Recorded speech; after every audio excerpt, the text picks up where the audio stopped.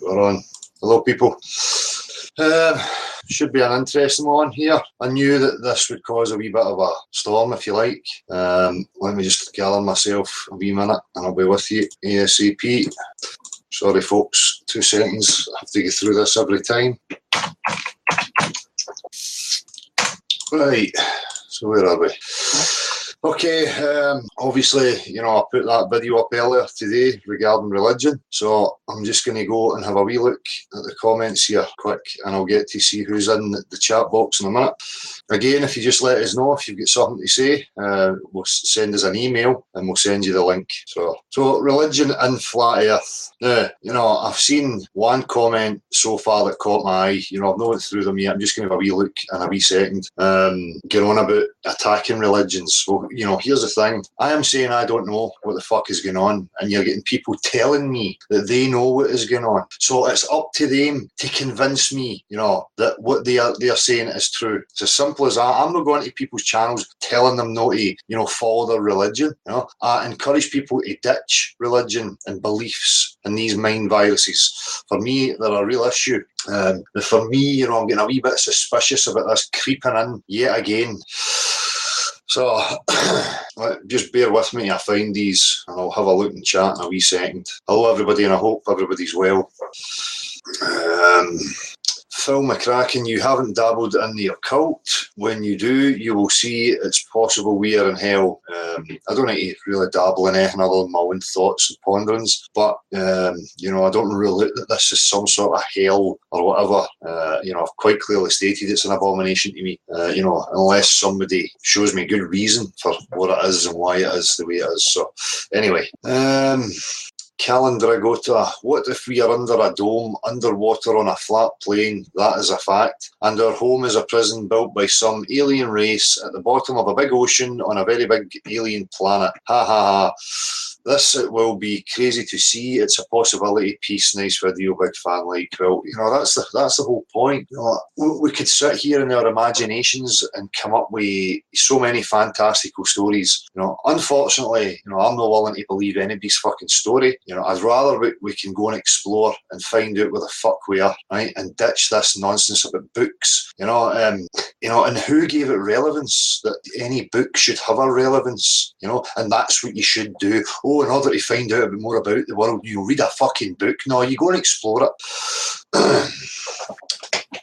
Sailorman, loosen up a bit. Too serious about your thoughts and ideas. Well, I've always been me, and this is where I speak and say what I'm going to say. So I'm not going to loosen up a bit. I'm passionate. I'm committed to knowing that I'm told a fucking lie. I'm committed and passionate about finding out where I am, right? And that bothers me a wee bit. If people aren't really pissed off, then people aren't really getting it, as far as I'm concerned, right? So this trying to pull us back into an apathetic attitude and hey man, chill and cool, fuck off. I'll party and chill, get to know people, play music, have all that stuff. Once we go over this shite, right? See, until we can establish where we are and what the fuck is going on. I'm not just going to, throw caution to the wind and throw my hair back and have a party and chill. I don't walk about like this 24/7, But when it comes to this subject, this is the way I am. So, don't like it. There's nothing I can do about that. I've said it many times before. I'm not here to be liked, right? I'm not here to pander to your whims and wishes. I couldn't give a fuck what you think of me. I'm only interested in the objective truth, And if I'm not representing the objective truth anymore, then, I'll be the first one to pull myself away. So, apparently you haven't read the Bible. Give it a try. You got the guts to talk about flat earth. What you discover through Christ, you'll know more through with him. And this is it as well. I get these sweeping fucking paragraphs and sentences. Oh, discover Christ. I mean, what the fuck are we talking about here? What is this mentality of idolising, right? Please elaborate. If you're somebody who's pushing a religious message and you think that it's got some sort of, it's valid in some way, then for fuck's sake, try and articulate it better, right? Not just a sweeping statement and then speak to me as if, you've just not figured it out yet. I mean, fuck off. Orphan Red, I agree about the horror, the mature line against the youngling gazelle. You show great courage in voicing your honest opinion. Well done, sir. Well, thank you. I appreciate that. And that's it. A question where people get, this idea of place and value here. It's like it's just a given. This is great and wonderful, and you've somehow to accept it and find a place to make it wonderful or whatever. If it is what it is, then I'm just going to call it what it is. And again, we need to establish where we are. Anybody telling me that they know the whole game, they better have fucking serious proof. They better have serious sway with it, because it's a bold fucking claim to make. Gear up. Dale, I want you to understand clearly that I am not against you. I support your pursuit of truth, and I truly appreciate your videos and what you're doing with Flat Earth. I think it's commendable. But I implore you to soften your heart towards the majority of humanity whose desire is to serve their creator. Yes, religion has become co-opted and corrupt. I get it. I'm with you, and so is Jesus Christ. He was the one who used a whip and chased out the money changers from the temple. Jesus called the scribes and Pharisees of his day wolves and called them liars, vipers. Again, we're getting into a kind of language here that starts to wander away from me. I like direct, concise, straight to the point. It's like if people are claiming these things are rule books, right? I don't pick up a instruction manual for putting a guitar together to, then have to decipher what the instructions are and spend years debating with people about what the instructions are on how to construct a guitar. I mean, it really annoys me, and I've tried to have civil conversations with people and discussions, and I keep getting these attitudes and these sweeping things that I don't understand what it is you're trying to say, So soften your heart towards the majority of humanity whose desire is to serve their creator. Fine, people can believe whatever they like, right? I encourage you not to have beliefs. Don't come pushing them onto me is what I'm saying, right? And it shouldn't be involved in this question, the objective question, right? And people serving their creator. Who is their creator? Have they established that yet? Are they getting it from a book full of contradictions, a book written by man? I mean, a book that has to be decoded. If it was me right now, and I'm thinking, right, this is where we live, we're stuck here, let's lay something out for future generations, some sort of blueprint. I would be fucking straight to the point and concise with it. I wouldn't put it in a language that can be interpreted and, we live in enemy-occupied territory, and an epic battle is taking place between good and evil. We've been privileged by the Creator to participate in this struggle.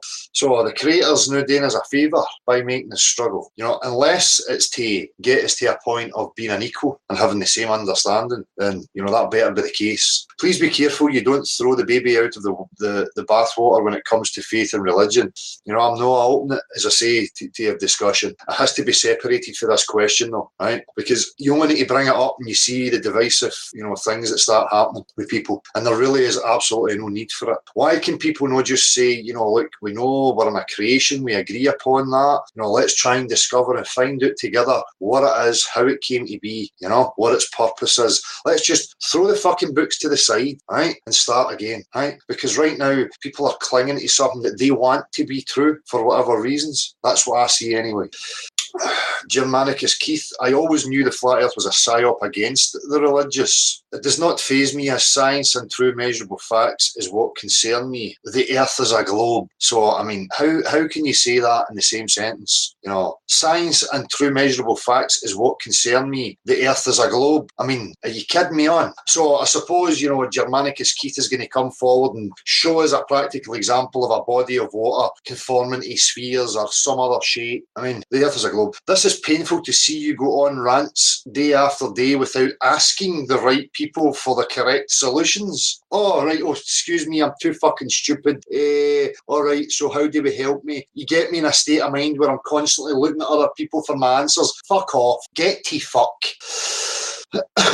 Slim Biggins, so according to you in this video, you say we are all created right. Then you say the world we are in was created right. So your big question is by whom? Is that right? Well, obviously, my problem is people claiming to know what the whole thing is, why it is, how it came to be, what our purpose is, and then what happens when you leave, and all these fucking fanciful stories that people like to spin.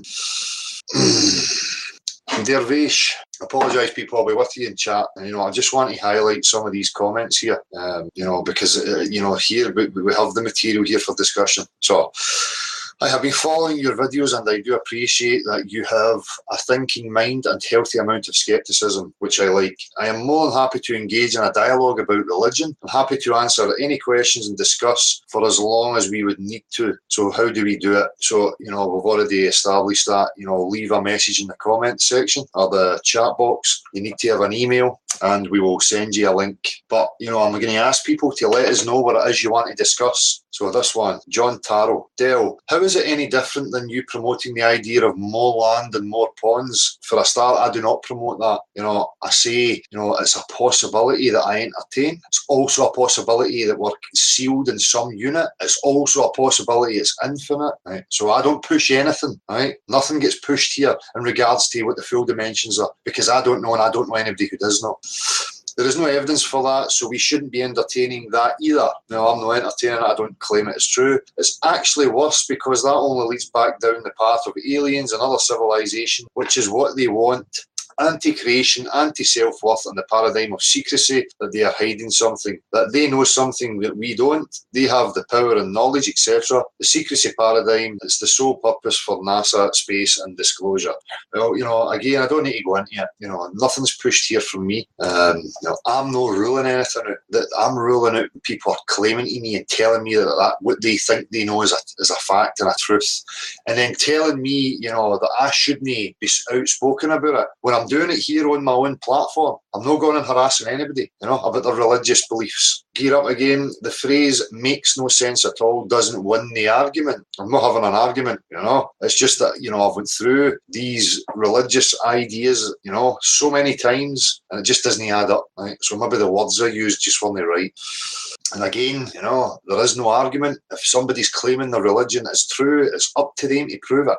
You make a claim, right? You need to convince me, right? Not the opposite. Again, it's the same. Again, well, pink unicorns are real. Prove me fucking wrong. I've got pictures. So, Crystal shift, a word to the wise Dell. Don't be so profound in your assumptions and approach. You may have more to learn. I have so much more to learn. I don't know where I don't know what any of this is. And I'm just like everybody else trying my best, to establish certain things, and jumping to beliefs and the same old stuff is not going to help us. So I don't have all the answers. Clearly stated that, if something I'm saying you don't agree with, by all means challenge it.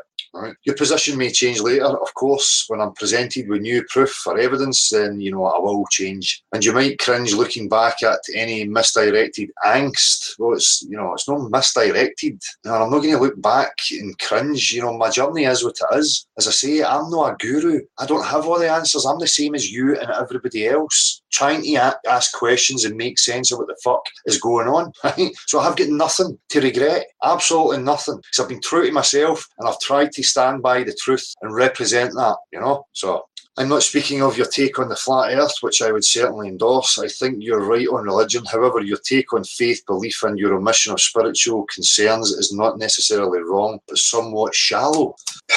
I don't know how many times I need to say it. It's a creation, it's a design, whatever you like.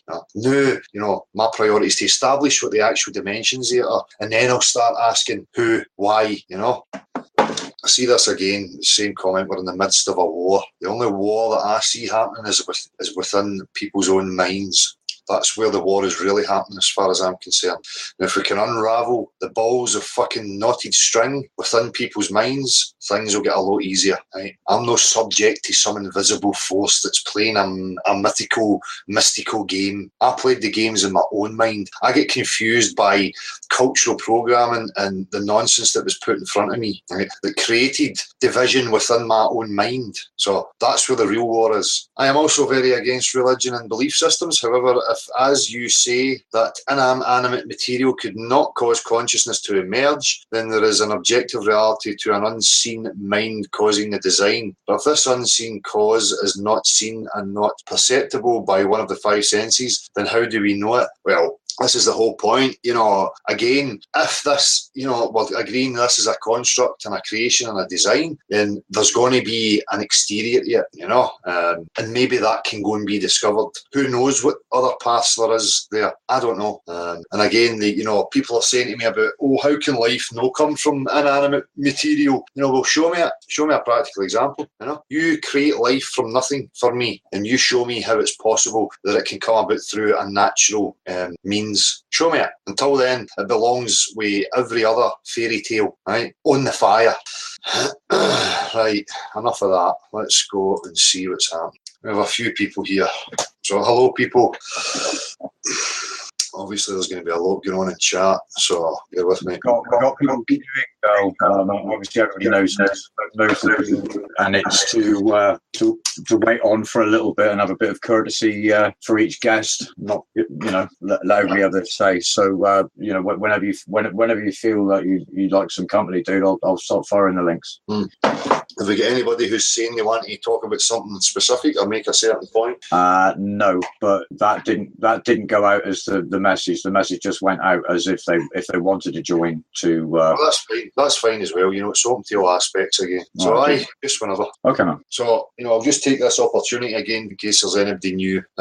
Here it's just, you know, real people who are questioning the validity of the claim made to them that they live on a spinning globe flying through, you know, infinite space. And we found that to be false. We're now in a position where we don't know where we are. Flat Earth is in the titles, you know, and again, it's up to me to define what I mean by flat Earth. It simply means we are on a level, whatever, you know, it must be, the full dimensions are, it must be something that can contain the ocean. You know, we know we're on a level because the place is 70% covered in water. We know the physical behaviour of water. It's a fact of reality. It's undeniable. And for me, pure and simply, that was, you know, the number one reason. There's so many other reasons, but that was a reason. But the main thing is, we don't know where we are. We're trying to establish that, trying to understand and establish how manipulation works, you know, how people need to take responsibility back and start thinking for themselves and understand that it's an objective question.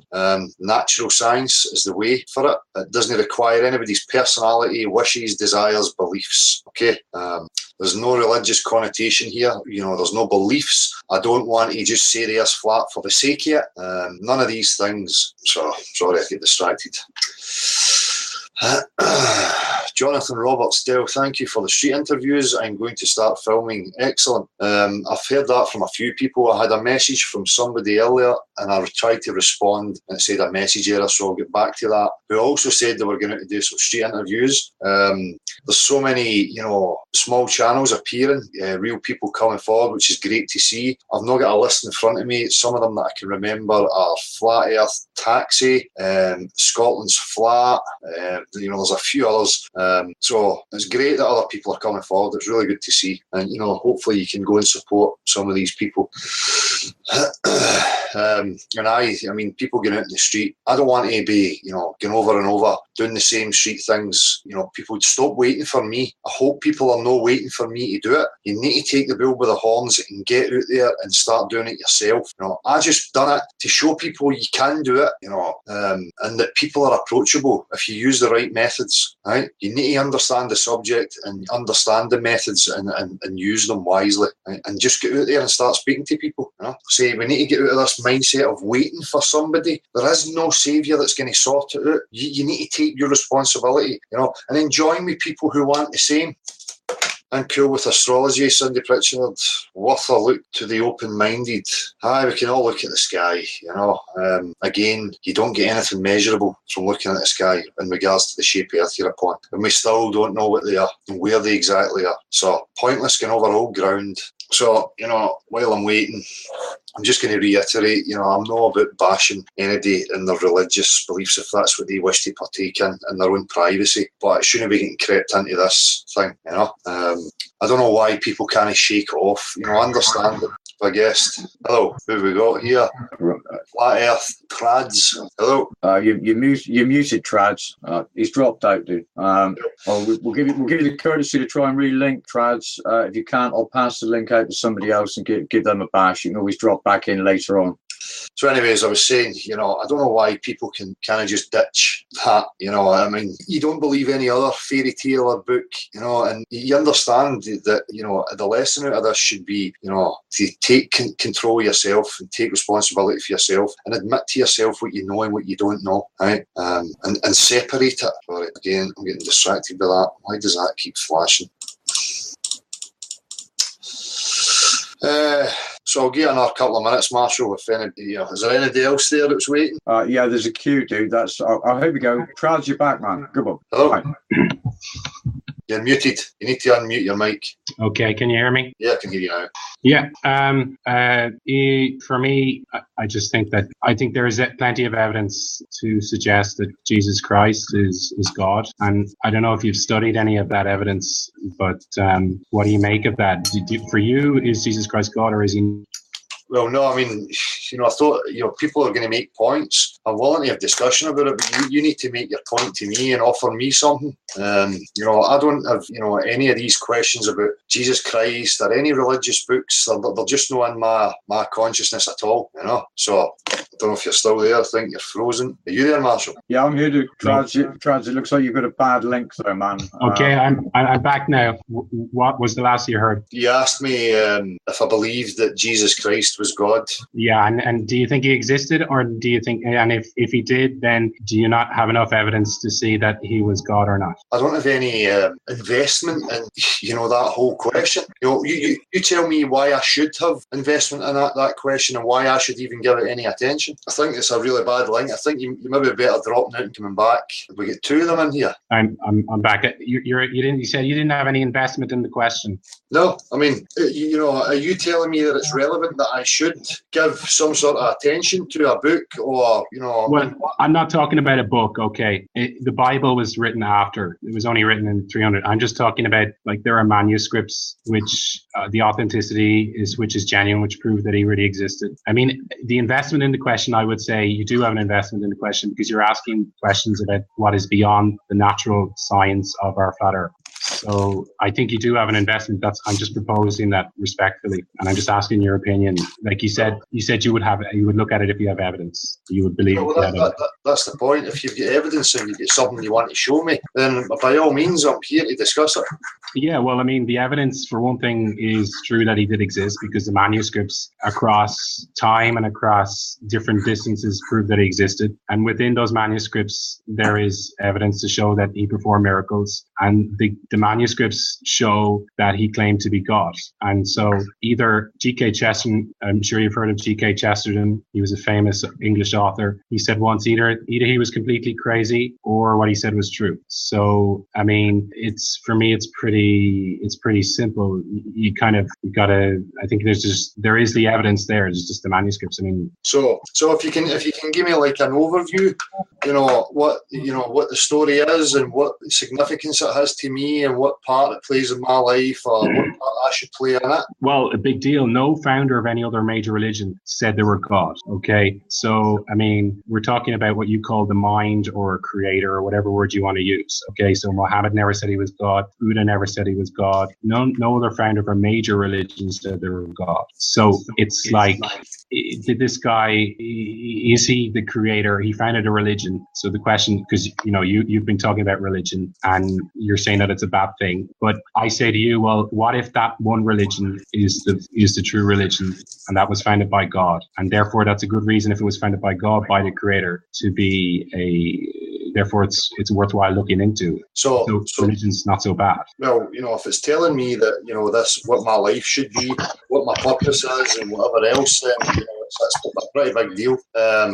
So I'm just trying to gather what the actual point is here. Well, I'm just saying, is that not enough? I'm asking you a question, and I'm also asking you for your opinion. It's just a discussion. My point is simple: is that there is evidence to say Jesus Christ is God, and then I'm asking you what your response to that is. There's evidence to say that Jesus Christ is God. Yeah. God of this world, God of me, ruler of me. All of the above. So where's this evidence? Well, like I said, in his existence. The evidence within the manuscripts are the miracles that he showed. So the miracles that he performed, if you accept the authenticity of the Gospels, if you accept it existed, which I'm taking for granted, okay, they are the miracles that he performed, and then the miracles of his religion. No other religion has had as many miracles as the Catholic religion. The miracles of all his saints, of all the people who followed him, who followed the same line, who followed all what he said, who were bad people, who some of whom were not perfect people either, were not perfect people, but they were nonetheless trying to be good. They followed a religion, they followed the same belief, they followed the same practices, and those miracles show that, prove the message, if you will. So if I'm going to say to you, here's a message, here's what I want you to believe, you're going to say to me, well, show me why I should believe you. And I say, well, okay, here's this and this and this. And this, in the case of what I'm trying to get you to believe, it's something supernatural. So I've got to show you something supernatural, that being above nature, which shows that what I'm saying is true. It's like a message from above. It's like, So and you're getting this all from text. What do you mean? So you're admitting, that it's something that's not tangible to me. So it's something that you're taking from texts, and then you're putting faith and belief that text is actually true. But it's not just the Bible. Like, I'm not just clinging to the Bible as my only proof. Like, I'm not limiting myself to. I can even use pagan, non-Catholic, non-Christian texts to show the existence of Jesus Christ. It's not. There's the thing again. That this is the point I'm making about the relevance. Let's strip it back to just two guys.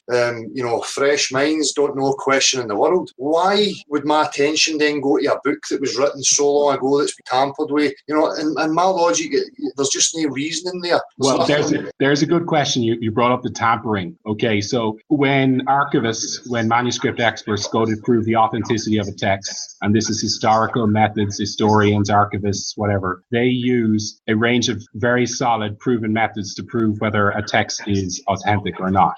But it's still a text. It's still a text. The Bible's not a text. Is it no words written in a book or on whatever? But hang on, what is a text? A text is nothing but a representation of words. A representation of the words represent reality. It's not. I don't see the problem with accepting something in a text. Well, it has to represent reality, but it's a story that's written about something long ago. I'm asking what the relevance is to me. Why I should give importance. Why should it be important to me? Why does this is the same thing as if somebody wants to prove their globe to me, they're going to come and they're going to show me endless text, and they're going to say it's been verified, it's been peer reviewed, and other scientists have verified that text. So therefore, it's the same logic and the same reasoning that I should believe them. Absolutely. But the problem with those guys, anybody can write anything, but the problem with those guys is there is evidence which undermines that, fundamental evidence which undermines the very basis of their argumentation. Yeah. So with me, I'm trying to say to you that it's not the case. It's not the case with what I'm saying. So you're saying you have got tangible evidence and tangible proofs to me that to back up, your religious belief. Well, yeah. To be honest, yeah. Well, can you share that with me? What is that? What is what I mean? I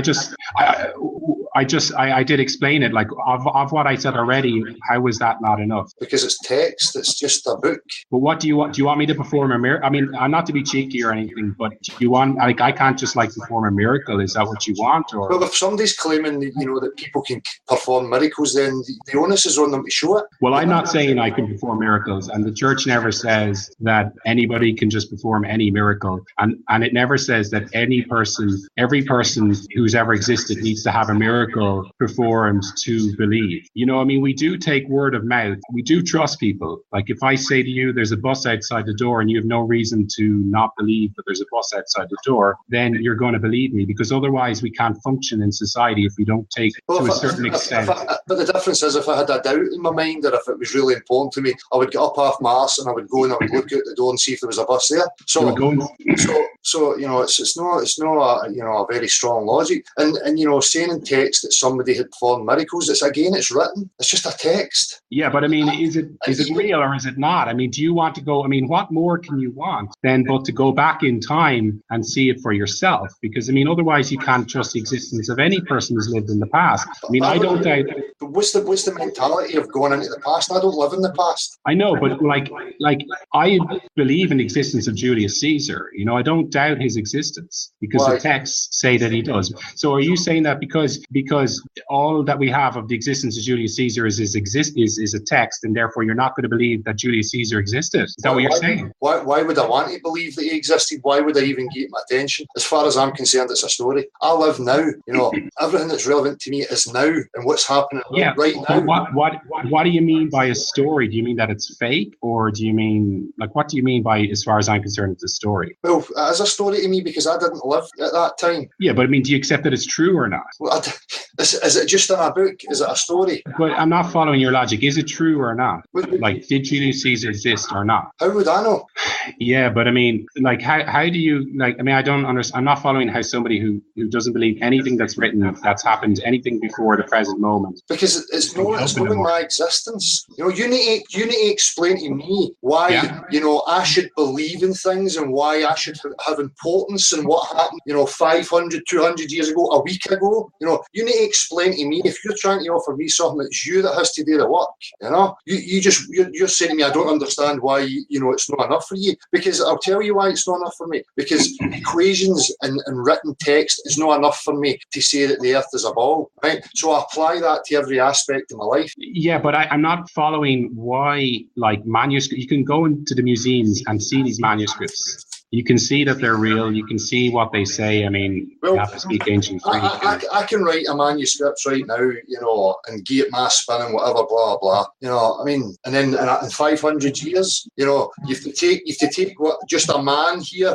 wrote and his perceptions and what, you know, his take on it was. And then in 500 years, you're going to take that as some sort of relevance to your life. That's bizarre to me. That's just crazy to me. My mind can't accept that kind of thinking. You know, I don't take hearsay from anything. You know, people swear to me that something happened at the shop yesterday, some scenario that happened. Oh, this is the way it happened, blah blah blah. And then I speak to somebody else who gives me a different spin on what happened.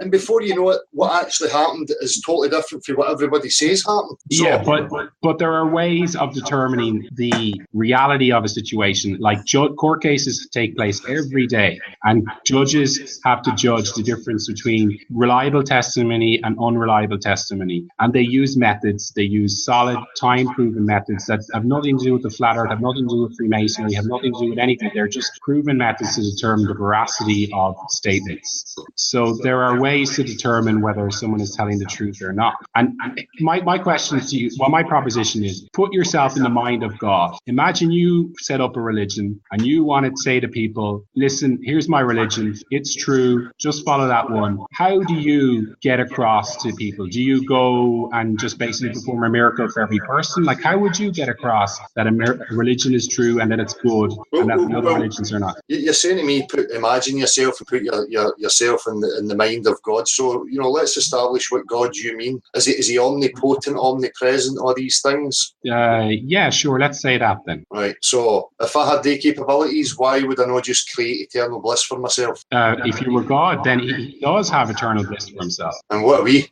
Like, in what's the problem with what?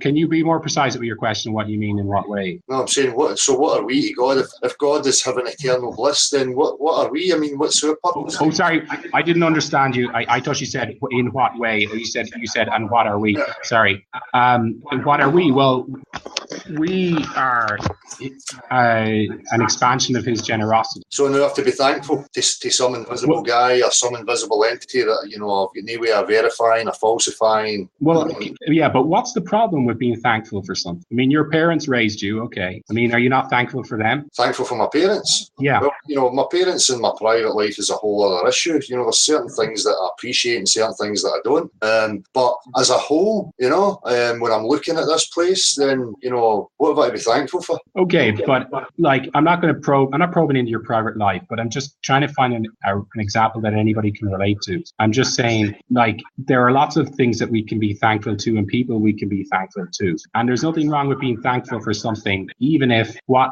we got was not perfect. Right. So I have to be thankful to something that, I don't know. I have to be thankful to something who could just live and put us on eternal bliss, but chooses not to, for whatever, reason. I mean, this is what I'm saying about why it gets so bizarre and it just becomes nonsense for me. It just starts to break down. There's nothing logical in it. There's nothing that takes me anywhere. There's nothing, there's no progression within my mind with this kind of stuff. It's disempowering for me. We've just established, you agree, okay, your God, the one you're talking about, is omnipotent, omnipresent, endless power. If that was me in that position, I would create eternal bliss and just fucking switch it off and live in eternal bliss. For himself and alone. Well, if he's in eternal bliss, there's no, I'm getting fed up with living in eternal bliss. I mean, you don't get fed up with being in bliss. It just doesn't make any sense. I mean, yeah, okay, that's fine. You could live on an island and you could be perfectly happy living on an island, but you're talking then about humans and and the situation that we're in. But you're talking about an omnipresent, omnipotent creator of worlds and existences here. I'm not talking about a human who just wants a happy life on an island. You're humanizing your God now. Yeah, but I mean, we're human beings, and the only way we can express ourselves and ideas is through the medium of the reality that we have. And to help us understand higher beings, we have to use analogies. What higher beings? What higher beings? What higher beings? Well, it's God, and we're talking about God. So I know, but it's just something that you choose to believe in, man. And I respect that if that's what you choose to believe. But if you're coming here and you want to convince me of something, you're going to need to give me something a bit more substantial than text and then contradictions. As I say, I'm expressing to you why it doesn't add up for me and why it seems so ridiculous and silly. Well, my claim is not so much it's my little personal belief that it makes me feel good to believe this. Quite often I don't feel good believing a lot of this stuff. It's not easy because, as you point out, there's a lot of bad in the world. But it's because there are good reasons to believe it. And the good reasons are the fact that the man who said he was God performed miracles. All the people who followed him, a lot of the good people who followed him also performed miracles. And therefore, the message he gave after that is true. I have good reasons to believe it. It's not like I just believe any random nonsense just because it makes me feel good. Well, they're good reasons for you, and I'm asking you, I want to understand what your reasons are. And so far you're telling me it's text and just something that you want to believe in. But man, I'm sorry, but what more could you possibly want?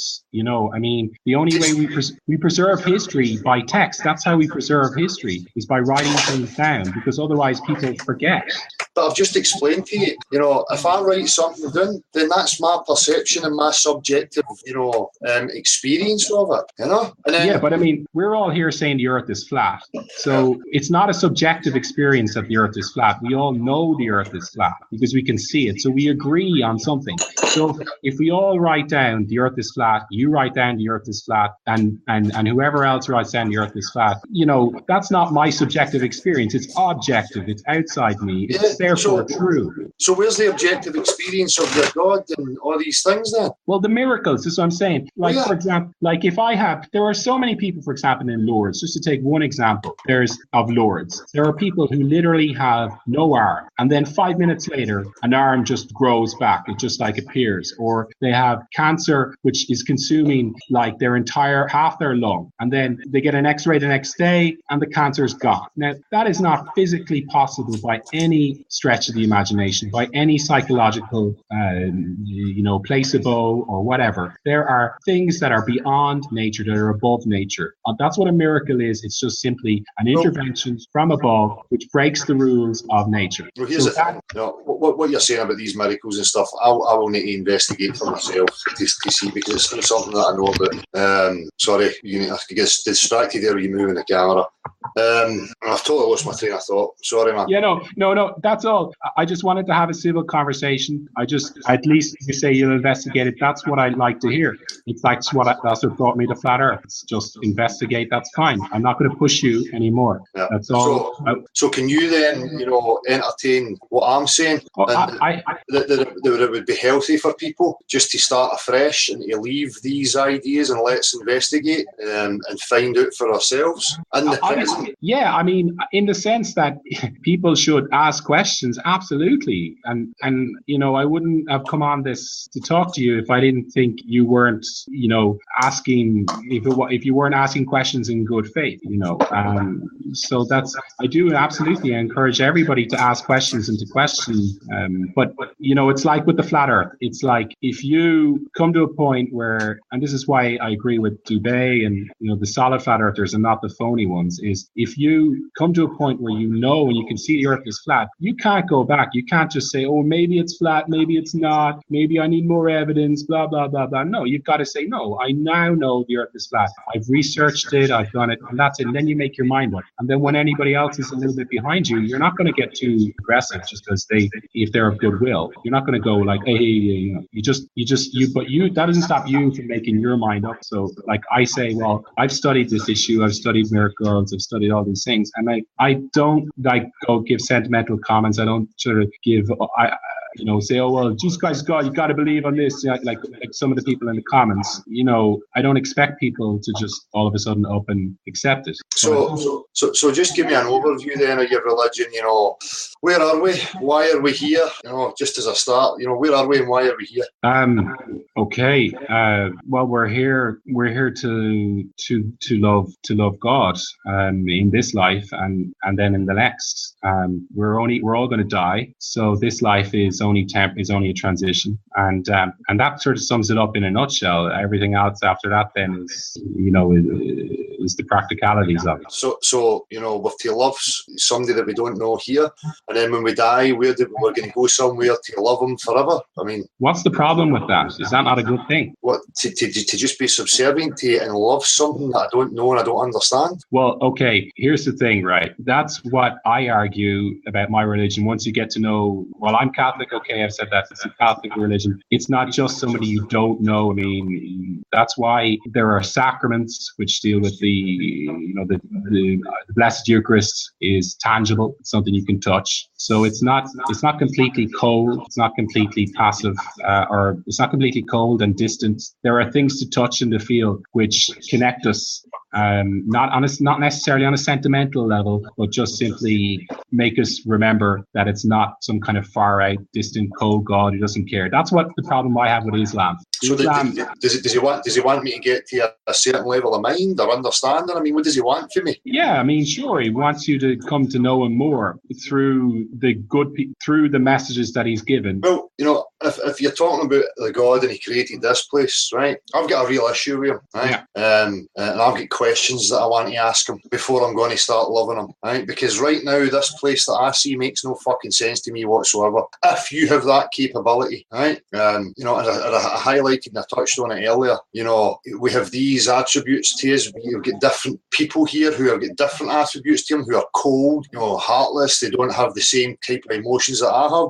You have weak animals who have got no defence against another animal who is 10 times the size of it, who can take it out any time it feels like it. And I'm expected to respect and love that.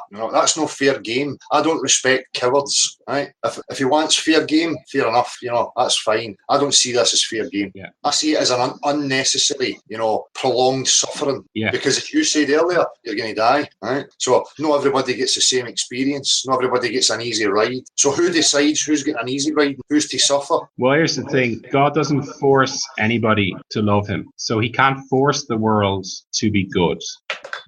Because if you were forced to do something, if I forced you to do something, then you haven't really done the good yourself. You've just been forced to do it. Whereas if you choose to do it, it's much more, there's more merit in it. So the thing is, evil exists because we made it that way. What's evil? What is evil? Explain to me what evil is. Okay. Well, not to get too philosophical, but the philosophical definition of evil in Catholic philosophy is the absence of good. where good is due but is not given. Basically, that's it. But what is good to a psychopathic mind is no good to me. Okay, but there's objective good, which the Greek philosophers were able to arrive at, and they had no religion, some of them. So you don't have to believe in religion or God to come to an objective notion of good. But as I say, good's subjective, so far that I can see. It's both subjective and objective. You know, I mean, subject is the person. That's what a subject is the person experiencing the experience. And objective is what happens even if they're not aware of it, or even if, you know, it's what happens outside of them. And even if they decide that what happens didn't happen, it's too bad it happened. It was objective. Is that like, is that not an answer? Is that not? No, I'm confused at the point that you're making here, to be honest with you. Well, the point is, you asked what, well, first of all, I'm just answering your question. You asked what evil was. Right. Okay. So, I did start a bit vague.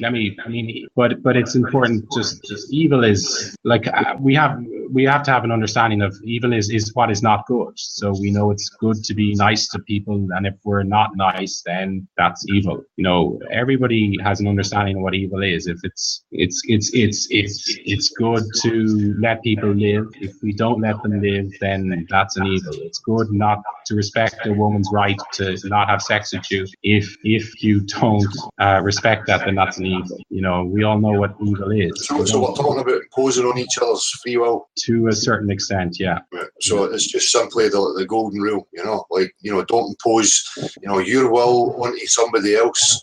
Is that what you mean? Yeah, that's a large part of it, yeah. Well, it's the most simplified, you know, logical thing to me. You know, if I don't go pushing my will onto you, I expect the same in return. You know, and if you come pushing your will onto me, you're going to get resistance. Yeah, do unto others as you would have them do unto you. Yeah, sure. Yeah. So, and again, you know, as I've said before many times, the fact of the matter is that we have people amongst us now, I feel, you know, have a right to exist just as much as me. And they are psychopathic. Their mind is wired differently. They don't feel the same way that I feel, you know, but I don't feel that. I don't think they should be suppressed, you know, any more than we should be suppressed. For me, I need to understand more about what's actually going on. So, as I say, you know, people will look at their behaviour and say they're evil, right? But they could be looking at my behaviour and to them it's horrible and what we call evil and negative. So who's right? Who's right?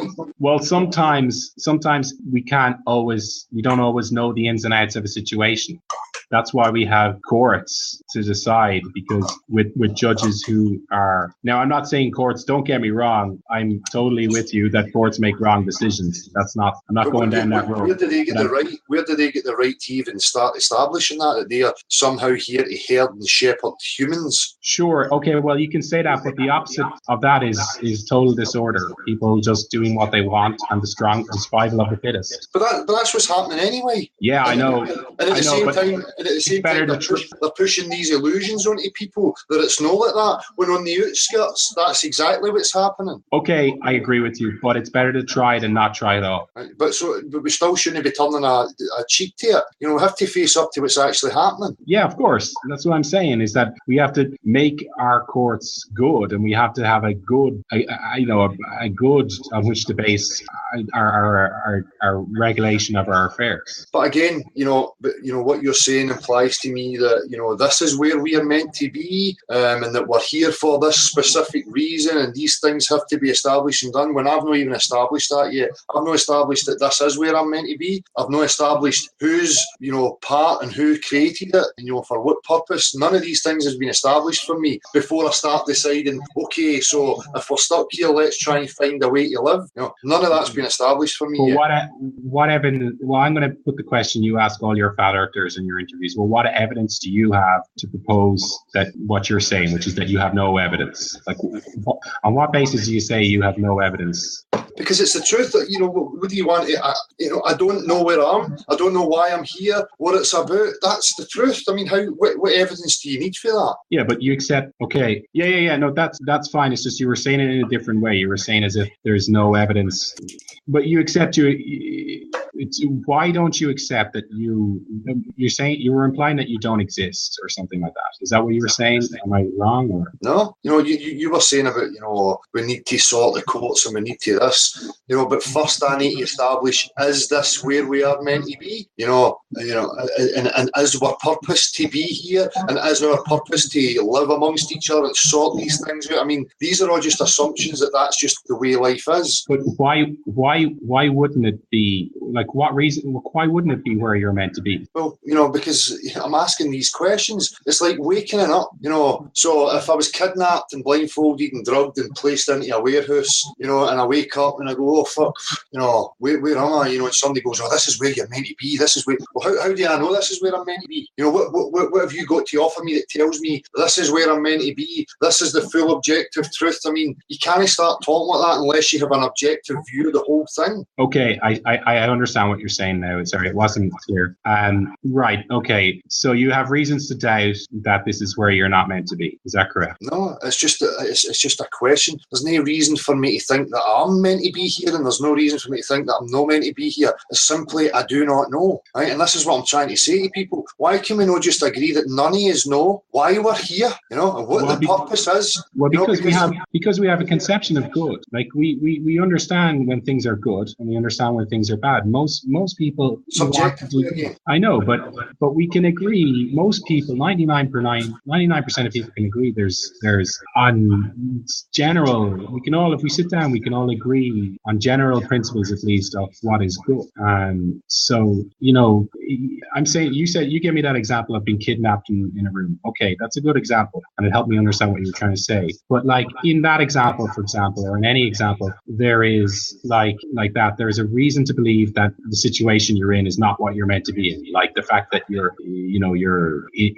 it's not what you used to be. It's not the reality you used to be in, or it's like you're constrained physically in some way. Your hands are tied, or the person that you're talking to is acting very shady. There's usually some kind of reason to suspect. But if there's no reason to suspect, then why suspect? Like, now I know you're going to say, and I know we're flat earthers, okay, so we can say, well, flat earth, we can just say the same with the New World Order. But the problem there is that there's reason to suspect they're wrong, like the fact that we can't see curvature and they claim there is curvature. So I'm saying to you, well, what's the problem with the flat earth system that we have? Why is that so bad? The natural science, the natural world that we live in, that makes you so suspicious that it's not where we're meant to be. There's no that I'm suspicious that this is not where I'm meant to be. I do not know if this is where I'm meant to be, and I don't know if this is where I'm meant to be. Okay, but how? If that's the case, then how on earth are you going to make up your mind about it? Make up my mind about what? You mean you want me to believe and have faith in something that? No, I'm not even talking about that yet. I'm not even talking about that yet. We're talking about this philosophical question of you saying you don't know where this is where you're meant to be. And I'm just asking you the philosophical question, which has nothing to do with religion. How are you going to make up your minds that this is where you're meant to be? How am I going to make up my mind that this is where I'm meant to be? I have absolutely no idea. I keep saying to people, I would need full exploration. We need a bigger picture of where we are, which is something for me that will establish and take me a bit closer to maybe a deeper understanding. But, I don't want to keep this going too long. So, you can say to me, blah, blah, blah, can I entertain these ideas? And I'm trying. So I'm asking you, can you entertain the idea that, we could just all unite and find out where we are and stop, causing division with each other because somebody wants to believe that something is true that other people don't want to, invest in because people are saying, look, I don't have any proof or reason to believe that is true. For me, I have a standard in text and something written in a book. Unless I have a practical example to go by, I'm not going to take it as anything other than hearsay. And it belongs in the storybooks along with all the other fairy tales, as far as I'm concerned. So, I don't know what else to say, man. Yeah, that's fine, man. I say, as I said before, I'm not forcing anything on you or anybody. Yeah. Just check out the miracles, like you said you might do, and that's all. I'm happy. You've kept me on for long enough, anyway. So, well, if you have any links or something that you can give to me to have a look at, then I would appreciate it, and I will have a look at them. Sure, I'll send it to the email that I got the email from then. Nice one. Right. Well, thanks, man. Thanks for coming on. Appreciate it. Cheers. I'll just take a second to apologise to the people that are asking for the link in chat. There's a considerable number here. There might be a bit of a delay giving people, their personal airtime. Link's gone out to Flat Earth Taxi. If he's still here. Cool. Do my best just to get through as many as I can. I'm in no rush, so something's going on with my connection here, so I apologise if it gets a wee bit sticky. Am I still coming through clear, Marshall? Has there been any... You're clear at my end. The last guest had echo, but it's not coming from you. Cool. So we're waiting for Flat Earth Taxi. Yeah, I'm not sure whether he's still here. I can send out a couple of links, and then people, obviously, they understand normally that there's the courtesy is to give people time to speak. Yeah. See, that's the thing, trying to say to people, and you're pointing it out, we can see the contradictions, and sometimes people just don't want to face up to the contradictions. And I don't get that, why it's so difficult for people just to let go. I'm in the same boat as everybody else. I feel fear, confusion, anxiety, I want to know, but I know strong enough that I'm not just going to substitute that and throw, everything out the window and take a leap of faith in some text that doesn't make any sense to me, And again, the analogy of being in the kidnap situation, if somebody's wanting to keep me there and they're feeding me these books and telling me this is where I'm meant to be, and then I discover that they're liars and that, there's more to it, the last thing I'm going to do is keep referencing these books, I would just ditch them and fucking get rid of them and then go and, establish and find out where I am. I'm just trying to say to people, let's move beyond that, and the good and evil. I know what's good for me. I know who I am and how I conduct myself, and that is who I am, and that is who I am as an individual. I appreciate and understand that there's so many complexities, so many different minds, living at this moment in time, and, what we're going to fall into a trap of trying to control everything that doesn't suit us. Just because I'm a certain way, I should then fear other people who are different to me and somehow try and control them. As I say, they have a right to exist as long as they're not coming and imposing on my free will. Then they're going to get resistance and we're going to have problems. Just the same as if I come imposing myself on you, Bear with me, people. I think there's a link being sent out to somebody, so we're just waiting for whoever's coming in next. I've taken 4 off the queue, Del, so there are 4 links out, and obviously when people arrive, they're going to have to do the courtesy thing. Cool. As I say, we'll try and get through as many as possible. Those in chat that have asked for a link, check their mailboxes, please, because I'll carry on with the list if we're not getting any response. Yeah, no, I don't want it to end up, 15 people in at once or whatever. So what's going on in the chat? Scott T, players a tune in the meantime, Dale. Dog comes, I'm veggie. What does dog spell backwards? The next generation is watching us. Yeah, and they are watching us, so what are we going to teach them? Are we going to teach them to keep living in the past, to attach themselves to people that they don't know, to hold themselves back while they idolise and look to people who existed, before they lived? That's not a very healthy mentality as far as I'm concerned. We need to stop idolising. Take these fucking statues down and get rid of the whole lot. If this is where we're meant to be, that's one of the first things I would do. And stop holding people to the past, right? So I can hear a bit of noise. No, that's coming from me. Right. I'm not sure what to do here, Dale. I've got links out. I'm silent. There's a link out for you, Jamie. Again, I've got mails, dude. They're all coming through. So I think people can just appreciate the situation that we're in here. We can't have everybody dump in at the same time. No, No, it's just my personal preference as well. I start to get irritated when there's so many people and there's a lot of talking over the top, butting in, and I like to stay focused on certain subjects and kind of one-to-one. You can get a lot more said and understood that way, but a few's fine as long as it's not a huge line of people. So the next generation is watching us, and it's up to us to free them from the mental shackles, and crazy ideas like living in the past and worshipping and idolising. All this stuff needs to go. Spectacles beyond the imaginary curve. I like what you do, man, and that you don't pander. Much respect. Thanks, man. I appreciate it. I don't see the point in this pandering anymore. Right. Anybody having trouble, obviously on silence saying you haven't even installed a plugin. Anybody having trouble linking in, you need to switch your browser to Opera or some other, because Firefox is dysfunctional at the moment. Stuarty boy, hope all's well, man. So what can I say? We are even it. And that's the point. Again, I'm wanting to discuss it and open it up, but it's the same stuff. It's like, let's look at text. Such and such said so 500 years ago. Oh, and everybody run about said that it was genuine, but none of them had an invested interest or, thought it would be useful to their ends. I mean, come on, people. We really, really, really need to move past it. As I say, I'm just the same as everybody else. People want certainty. They want comfort. They want that warm, fuzzy, secure feeling. Let's just go through the wee rough ride. Buckle in, dig in and get past it, and then we can maybe discover that. Right? Richard Atkins, we have been trained to always look for the one to save us, be it a god, Russell Brand, Jet Li, rather than take on the responsibility ourselves. Exactly. And that's it. It's psychological assault. That's where the war is. That's where the control is. And it's just a matter of you realising that and taking it back. I'm still firing out links here, dude. I mean, I think the last guest sort of might have dissuaded a few people.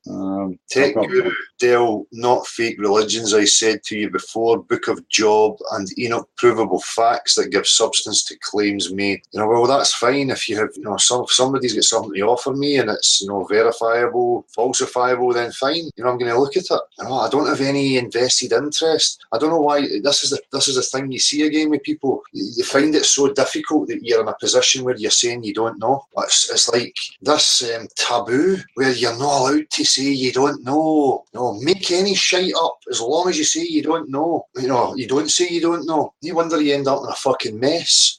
Still any joy in these links? Nothing. No, I'm holding back, dude, because I've got 7 links out at the moment, and I don't want everybody to turn up in one room. Yeah.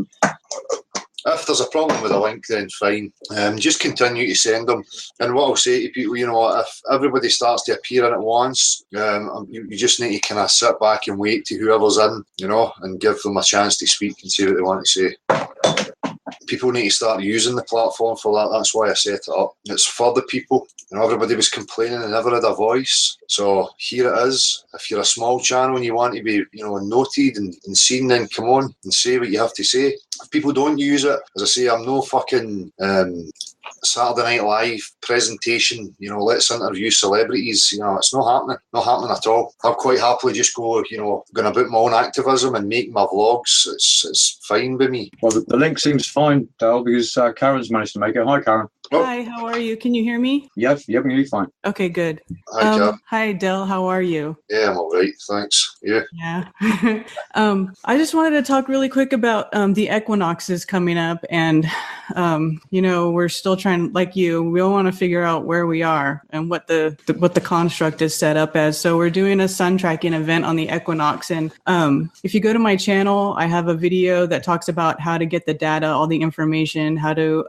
measure the azimuth and the angle of elevation for the sun, and I've got files to download on there like this. I don't know if here can I present real quick? You put your little object here. I'm trying to go fast. I don't want to take up a lot of your time, but I have instructions on how to do it. So if anybody can participate in the sun tracking and send information into the researchers so we can try to figure out how accurate the layout of the land is compared to what they tell us, and where major cities are and where the sun is. That's what we're trying to figure out. Cool. This is something, a chance to get Gav to talk about, something that might contribute to that. Or, I'll not say too much. I'll let Gav talk about it if he gets a chance to come on. But maybe you should hook up to talk about that. But I'm glad you came on, Karen, because I'd seen that you were posting that. There was something I was going to mention, but so I'm glad you came on because I totally forgot. Well, this is something that Dr. Zach and Antonio Subarats are doing, and I'm sure everybody's familiar with them. And well, not everybody, but a lot of people are. Especially Dr. Zach. He works with the sun a lot. He does a lot of that. So that's it. That's basically what I wanted to say. If we could get as many people participating, that would be really great, especially people that live in the southern hemisphere. Because that is... That's it. That's basically what I wanted to say. How you doing, man? You need to turn off. See your YouTube. If you're watching YouTube, you need to turn the volume down on it, man. Is that it now? That seems to be. So I'll get to you in 2 seconds, bud. Sorry, Karen, on you go. It's okay. So anybody, if you live in the Southern Hemisphere, especially because that's where the biggest discrepancy tends to be, is in the Southern Hemisphere, you need a compass and a sundial to do it, or a sundial compass. I have a sundial compass that looks like this. You don't need this. You could just use a sundial and then use your compass to align it to north. And it's really easy to do, and it just takes a few minutes. And it's, it's a great way. It's a simple way for everybody to kind of get involved with flat Earth research. So, well, any activism and pushing for progress is good as far as I'm concerned. So we're good. Yeah, I've seen that there's another guy that popped up, Kofu 72. That's it. That's the one. Yeah, I've seen he's been doing a lot of stuff. I don't know if he's hooked up with him or whatever. Yeah. I'm friends with him on Facebook too. Yeah. Cool.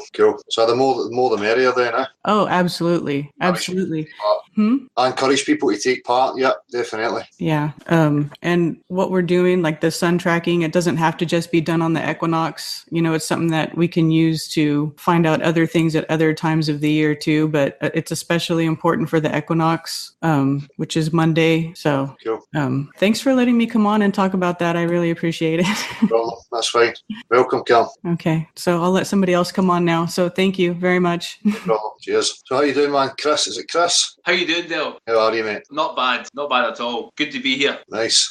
What are you saying yet? We're laughing, Dale, but I think we get to a point, where we stop laughing, Yeah. and it starts to get really serious, and it's like we try to avoid the seriousness, but it catches up with you, So I feel I'm at the serious stage now, where it's like no more sort of pulling punches, it's serious. It's and where do you go for there? Once it's super serious, where do you go? Anywhere.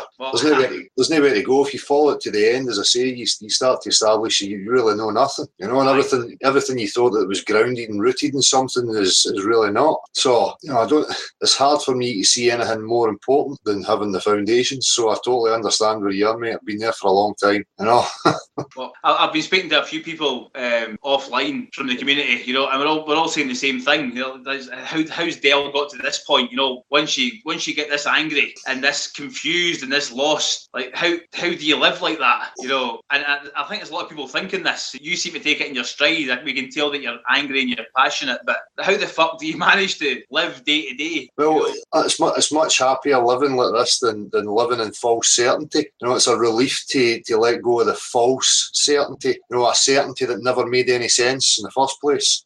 So if it's a choice between that and living in a state of no knowing, then I'll live in the state of no knowing because it's far easier.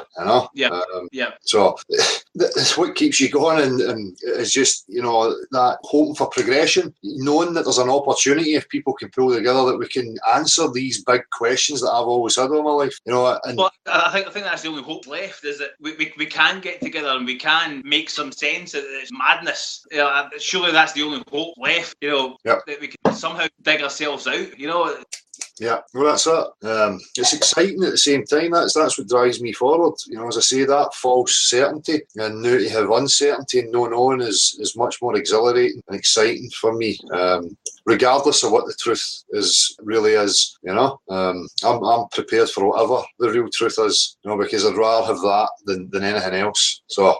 But you're sort of taking enjoyment in the journey. Oh, aye, certain aspects, I wouldn't change it. There's been parts that I've enjoyed, of course. But there's certain aspects. That grating on you every day, knowing that that it's a lie about where they're telling me you are, and that there is probably people who know a lot more about where we actually are. It's hard not to let that fuel a bit of anger and pissed offness. Understatement of the century, mate. That's yeah. That's it. There's people here that know what's going on, and they treat us like livestock. We're just animals. That's it. but look at how ignorant people are. Look at even how ignorant people are to other animals. So why? Aye, it's the micro to the macro. It's we do it to them, they do it to us. Shit runs downhill. That's it. Aye, it's a part of a chain, a really shit chain. Well, that's it, mate. It's just so many questions, and I've got a willingness to understand the real truth of the situation, and I'm open to it. I've just not got any patience for the same old fucking stories, the same old mindsets. Trying to drag us back. It's not happening. But again, when you get to that level, Dale, then it's the only place to go. There's nowhere left to go. But when you get to that level, that's it. That's it. Fuck, I just need proof now of everything. And I'm just following my sort of internal compass. It's like you're lost, but you have some kind of direction. Aye, it's being lost, but you're in the moment. It's the only place to be, as far as I'm concerned. These people who try and drag us, into these mindsets of patriotism and history and attaching your whole being to things that are absolutely nothing to do with you. It's like serious mental illness, and it's no wonder we end up in this shit. With that type of mindset running about the place. Chronic. Yeah. But then they medicate that. They medicate their own creation, and they make these people even crazier. Yeah. And dependent on drugs. That's it. No. Yeah. So we have Dan and we have Vortex, Puppy Gav. How you doing? Hi, Gav. What's up, guys? Can you hear me? How you doing, man? Can hear you fine? How you doing, Dell? Good, mate. Good. Took me a little while. I guess I had to get Google Chrome. Didn't like Internet Explorer. Yeah. Your sounds went, bud. Your sounds went. Hey, Chris, I'll just take the opportunity to say hi, man. Good to see you on. Gav, hiya. Peace. So, Gav, I was saying, about Karen coming on with the sun tracking thing. Are we here? Hi, I'm there. Can you hear me? Yeah. Hi, good stuff. I'm looking at various things and various angles myself, as to say. And I think we'd quite like to show a demonstration of an application that's going to be launched pretty soon, where you can make your own observations and have different tools. So a good friend of mine's been working on an app, and that would tie in probably to other research other folk are doing. So something to look forward to. I think there'd be a bit of collaboration there if these groups are organising it with that you're talking about. So absolutely. Yeah, good. Hey, I let other folk talk, so I'll just mute myself and listen. I'm enjoying it. Cool. Danny, you fixed your mic back? No, still not hearing. Maybe go out and come back in, see if that fixes it. Cool. So, Chris, you met up with a few people, have you? Not yet, Dale, no. But I've got some stuff lined up. Meeting John Smith this week. Hopefully to do 20 questions. Nice. So looking forward to that. I've been talking to a few people offline. It's been really good, really interesting. It's just meeting people that think the same way you do. It's refreshing, man. It's crazy, but it's good. And it's a tribute to all this stuff. Without it, I think a lot of us would go round the bend. That's it. But that's why I appreciate guys like yourself and people like you coming forward, because that's the stuff that keeps me going. If things weren't progressing and it wasn't reaching people, then that would obviously you'd start saying to yourself, there's no point, but that fuels me to keep going, that people are realising and waking up to it. I was watching your videos for the day. Obviously a really somber tone, man, and I resonated with that. And I thought to myself, he can't stop, and I can see what you're thinking, if you know what I mean. But you've got to keep going, man. And I said to a few folk, we've got to chip in the night. We've got to go on there and top. Like give him what he wants. Fucking. He can't pull the plug on this, man. It's too important. Yeah. Well, that's it. Well, that's the whole point. As I say, I'm true to it. I'm not here to just sit and come on screen for the sake of being on screen to get a bit of attention. It's just not me at all. I'm not interested in that shit. If it was for people and that's if people start using it, great. I'm happy with that. It's a perfect springboard platform, whatever you want to call it, man. I was talking to Gavin and John the other night, and it's evident nobody's wanted to take revenues. Nobody's wanted to take any money for Google, and I think that's a brilliant foundation. Not to think fuck it. We won't. We're all skint. Yeah. We all need money, but we won't take it because it's about the bigger picture. Yeah. And I think it gives credibility. It's a great thing. Just do it for the people. The people on the imaginary curve.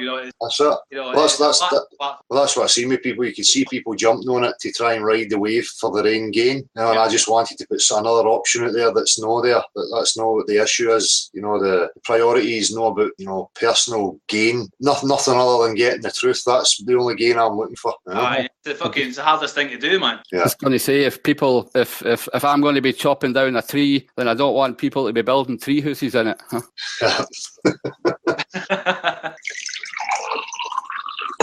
So yeah, there's so many people, you know, they start off, they seem their intentions are good, and then it starts to wander into, you know, self-gratification and, you know, personal gain. And it's a pattern that happens constantly. It's like an undiluted process, you know. It's undiluted. It's pure at its core. Give me proof, you know. Let's not dilute it with fuck all. Just objective. Give me proof. Yeah, and that's it. That's it. Stay real. Realize the seriousness of the fucking situation we're in, but you need to laugh at it. You need to laugh at the absurdity and the ridiculousness of it too, because that's the only thing that keeps you sane. And let's face it, if there's something the Scots are good at, it's that, laughing at the ridiculous. Yeah, as I say, it's a serious thing. I can still laugh at it. You know, I do think it's hysterical and funny overall, but still at the same time serious, because we need to establish where we are and what's actually happening here. Yeah. But for me, absolutely, guys, I'm not ashamed to say there's an element of fear at the core, because if you fully appreciate the situation, if you're not a little bit scared, I think you're a liar, you know. And I think that needs to be addressed, you know, that a lot of people are probably very, very scared. I know I am scared, you know, but the anger pushes you forward, but there's still fear there, you know. Well, that's it. It's just that uncertainty, mate. I wouldn't say fear with me. I don't fear whatever the truth is, fuck it. You know, I'm prepared for whatever it might be. I think people's fear comes because it might be something they don't want to hear. I've had this conversation with people before. You know, if it came right down to it, you know, if people ask themselves, if you were faced with, you know, somebody turning around right now and saying, here, I'm going to show you and tell you exactly what the truth is, you know, would people really take it, or would they get too scared and run away into a delusion so that they don't need to face it in case it's something they don't like, you know? But for me, you know, I don't care what it is. If you know, it's a scenario for people where you're just food for some higher being, or you know, people are feared of these types of things, you know. So I get it, but for me, I'm not scared, you know, not at all, to be honest with you. And it's not like, oh, I'm hard, I'm not scared. I'm just not scared. I'd rather have the truth, understanding how confusion feels and the whole process of getting through that. You know, I don't want that. I'd rather have the truth, regardless of what it is. Then I have clarity. You know, so it's admirable. You know, I think you're in the minority, Dale. You know, I think a lot of people will be shitting themselves. You know, if they really get down to it. You know, so I think the minority of people are going to be like, fuck it, let's just go. You know, I think a lot of folk would be like, oh my god, this is like, you know, they'll be freaking out, man. That's what people need to ask themselves. Is it really? Do they really want the truth? You know, do they just think they want the truth because it sounds good? No. I think if you take the normal everyday person, the normal everyday level of, I don't know, brainwashing, and you give them this truth, that's too much. It's you know, that alone's too much. Like what we're talking about quite normally is too much for a lot of people. You know, there's a massive gulf between even what we're talking about and what people are prepared to comprehend. You know, massive. That's it. You know, so we've got a long way to go. Like. I will. But just my comment on that is, I think people they're feared of change, right? Everybody's afraid of something changing because change always brings a certain unknown, and you know you don't know what's going to happen. But you know, I'm with Dale. Dale, I'll be standing right next to you, man. Because as far as I'm concerned, you know that you can't fear the truth. You can only fear finding out about it. Yeah. But the truth itself, you can't fear. Huh? So. I wouldn't say it's not truth that I fear. It's if somebody did this. I'm scared of those people or that being. If this is engineered, if it's made, if something did this, I'm feared the thing that did this. But we don't know. We don't know that yet. I know what you mean, man, but we don't know it yet, do we? So it's at the moment it's just imagination. But, you know, I'm just thinking, what if? You know, so a lot of things point to that. You know, and you know, even if it's humans, you know, I'm scared of the humans that are doing this. If it's all man-made, they're pretty scary, powerful people. You know, and you know. Oh, absolutely. We're not all Scottish fucking hairy ass warriors, you know. There'll be people out there bricking it, you know. Aye, no, we're under no illusions that it's going to get easier. Oh no, it's not going to get easier, like no. But, it doesn't, always people lead, can start leading into a higher power and a bigger plan when, really if you bring it back and say, well, maybe discoveries were made, greed crept in, a lie was told, a cover up to cover the lie was told, and it started to spiral and progress. And, we can bear witness to these things and these aspects happening in our everyday lives. So it's not a far stretch to think that it goes on a bigger level, a higher level. It doesn't always need to reach out to being supernatural entities, or whatever, And again, I'm not ruling out, anything, I just don't know. So, and that's easier for me. I can progress from there, because then when you say you don't know, you can start to find out what you can know, and build from that, rather than building from a false foundation. I believe, and everything I look at, I'm just going to make fit my belief. Fuck that. We need proof. Again, it comes down to proof. We can speculate as much as we want, but we need proof. Yeah. Well, we won't stop till we get it. So, yeah. Dan, how you back? Your mic working? Yeah. Can you hear me now? Yeah, you're clear, man. Yeah. Hey, I just want to say to everybody out there that full exploration is the only way to get to the solution. There's no other way to do it. And Dell has been about that message since he started. If you go back to the beginning of his content, that's all he's ever said from the very beginning. And when he talks about beliefs are a substitute for knowing, I've adopted that as a statement I use all the time in my content. And that comes from Dell, and that's true. And it's non-divisive. It's a non-divisive statement, because you gotta just shove all the belief systems to the side, because NASA and the claim about living on a spinning ball and all the fraud that they perpetuated upon everybody on every known landmass has suffered from the same fraud. So what you gotta do is you gotta push all that to the side, all these beliefs, and you gotta just come together for one common goal, which is full exploration. So if you get everybody from every landmass that we know of to agree upon this one solution, then the work would be a lot easier, because you got people in South Africa, you got people in Australia, you got people in New Zealand, you got people that are closer to whatever we have in our mind as a concept of an ice wall. They're closer to that. Circumnavigation, as we call it, north and south, has never happened. Ranulph Fiennes was the only one to try to do that, and that never happened. If you look at my old the one video I did not long ago, you'll see that it was a half circle. Okay, it was just a circle on a flat surface. It's just like when they went east to west, same thing. So if we get everybody on that concept and we get out there and we fully explore, then we'll get closer to the solution. When you bring religion into it, it's just going to be the same thing as the claim about living on the ball, because believing in the ball is like a religion. That's all it is. And if you only believe, you're just never going to know. So you got to get out there objectively and handle that. We all got to come together on that. And they want to have a debate. They want to have all these people that I call goons inside your channel attacking you from all angles, trying to tell you to give them a model, show me the edge, show me your model. How does this work? How does that work? Listen, we have a basic rough draft, a concept. That's all we have right now. We don't have any evidence of a ball, no curvature. Yeah, but unsilent. That's my whole point. I've sat back and I've watched everything going on YouTube. All right, and every single time it's baller versus flat Earth, and the ballers. I really do believe that the ballers have an agenda to keep us tied up with arguing with them, and we're so busy arguing with them instead of getting our ducks in a row so we have a compelling argument, because we're too busy arguing with them. I see we stop arguing with them totally. So just act like the ballers don't even exist and just go on ahead, get our information, get our ducks in a row, get something that we can present to people that is concrete and rock solid, and say, here you go, man. Here's the truth. Because if we keep arguing with ballers, we're just spinning our wheels, man. We're just spinning our wheels. We got to stop that. We got to stop. Well, that's why I keep saying to people, and use it.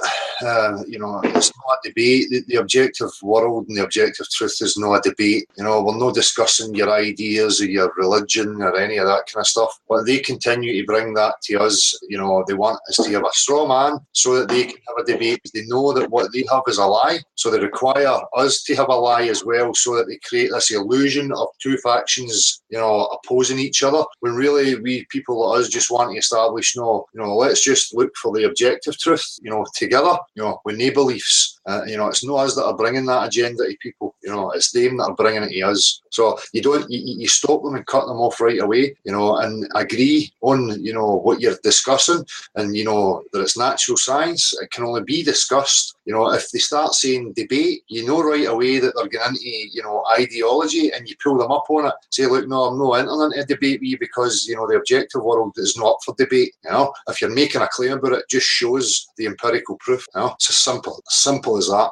Well, there's a bridge in China that's miles and miles and miles long. I forget the name of it. 104 miles long. What is it? 104. 104 miles long. Yeah. Yeah. Yeah. It's just a huge bridge in China, miles and miles long, flat as a pancake. Like Kansas. I mean, you would think anybody would be able to put two and two together and say, well, now wait a minute. If this bridge is flat and it's 100 miles long or so, that has to be proof, man. I mean, I don't understand. Really don't. Here's the point with that, and I don't know why it's so hard for people to grasp. The bridge is built over the water. We know the water's level flat, so we don't even need to look at the bridge. If it's built over water, we know that body of water is going to be level. Simple as that. Yeah, and water, like you said, has to be contained. So that's the thing that another thing that everybody's going to throw in there when, the ballers want to throw in there, they want to throw gravity in there, the theory of gravity, which is another unproven theory. Gravity. And they, that's their solution for everything. It's just, to me, it's just like magic, because it can't be proven.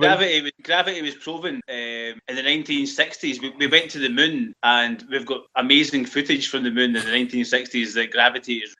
Man. So yeah, gravity is the real deal, guys. Oh yeah, it sure is. When Neil deGrasse Tyson drops a mic, I guess that proves it. I saw that. That wonderful footage where the Earth is sitting there bouncing around like a bouncing ball. I'm like, man, oh man, no. I mean, if you can't see that CGI, man, I don't know what to tell you, man, or some kind of trickery. I mean, that thing's sitting there bouncing all over the place, man, and I'm like, they fell for that? Really? They really fell for that? It was sad, man. It was sad.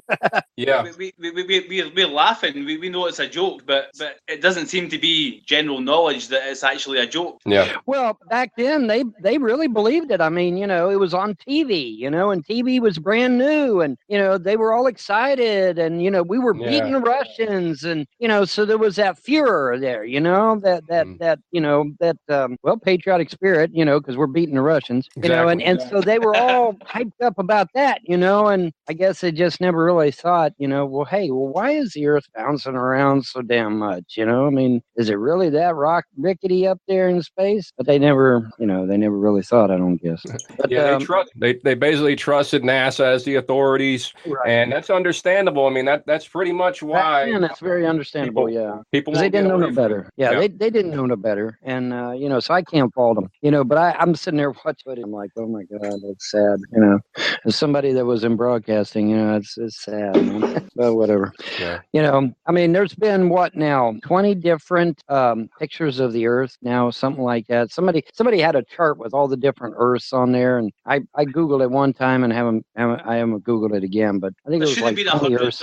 Pictures of the Earth by now. Yeah, well, I'm sitting there wondering where all these satellites are. That's what I want to know. I mean, the U.S. tax dollars at work. Okay, show me a satellite. Show me any satellite in orbit. Well, you can't. Have you guys looked at? I'm sure by now a lot of you have seen it, but the videos that Robert Bassano put out that showed the evidence of many of the satellites were going up on balloons, and that was done close to the perimeter of Antarctica. Which, in my theory, what I believe, when it comes to that, I think that was used for surveillance to keep people from getting near the southern border, the southern perimeter. And they have many ways to fake space and satellites. They could be using solar-powered drones. They could be using holograms. That's why they spray the sky. That's one other reason for that. So they have the ability to project things up there. That's what a lot of the UFO sightings and all that. That's why they do that, because they got to fake space as much as possible, and they got to keep people thinking and believing in the lie and giving them the money. And most of that money is used to fund our own destruction. That's all that is. And they don't want to give up the lie, and they're not going to give it up very easy. So we got to do the unexpected, which is massive numbers of people need to get up and need to start branching off and going for that ice. Okay. I showed a blog by Rick Potvin where he's been trying to get around Antarctica and to go around it and measure out the stations. And he hasn't been able to do that. It's been 2 years. So there's obviously something preventing that.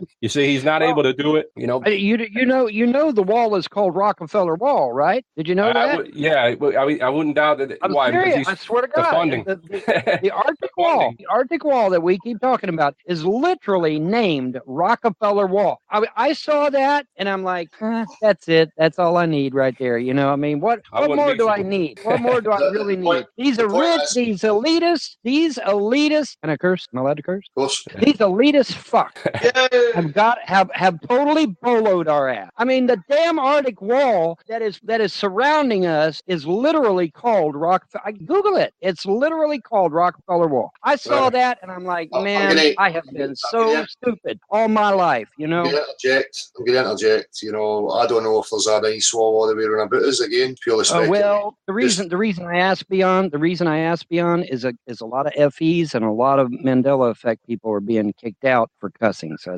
that's why I paused. That's all right. So listen, guys, I appreciate everybody coming on and having a wee bit of a say, but you know, there's loads of other people who want to come in and make points as well. So you know, I want to try and keep it to people if they want to make a point or raise an issue or whatever. That'd be great. Can I try and keep it to that? So you know, I'm going to.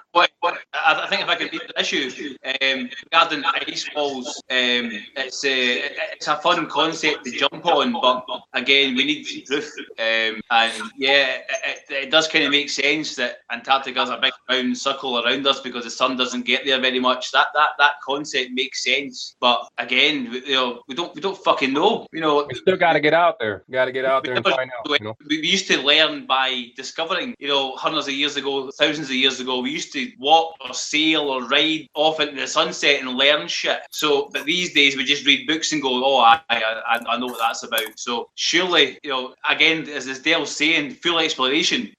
Aye, but guys, don't forget that we need to take the walls down in our minds as well, huh? Yeah, exactly. That's right.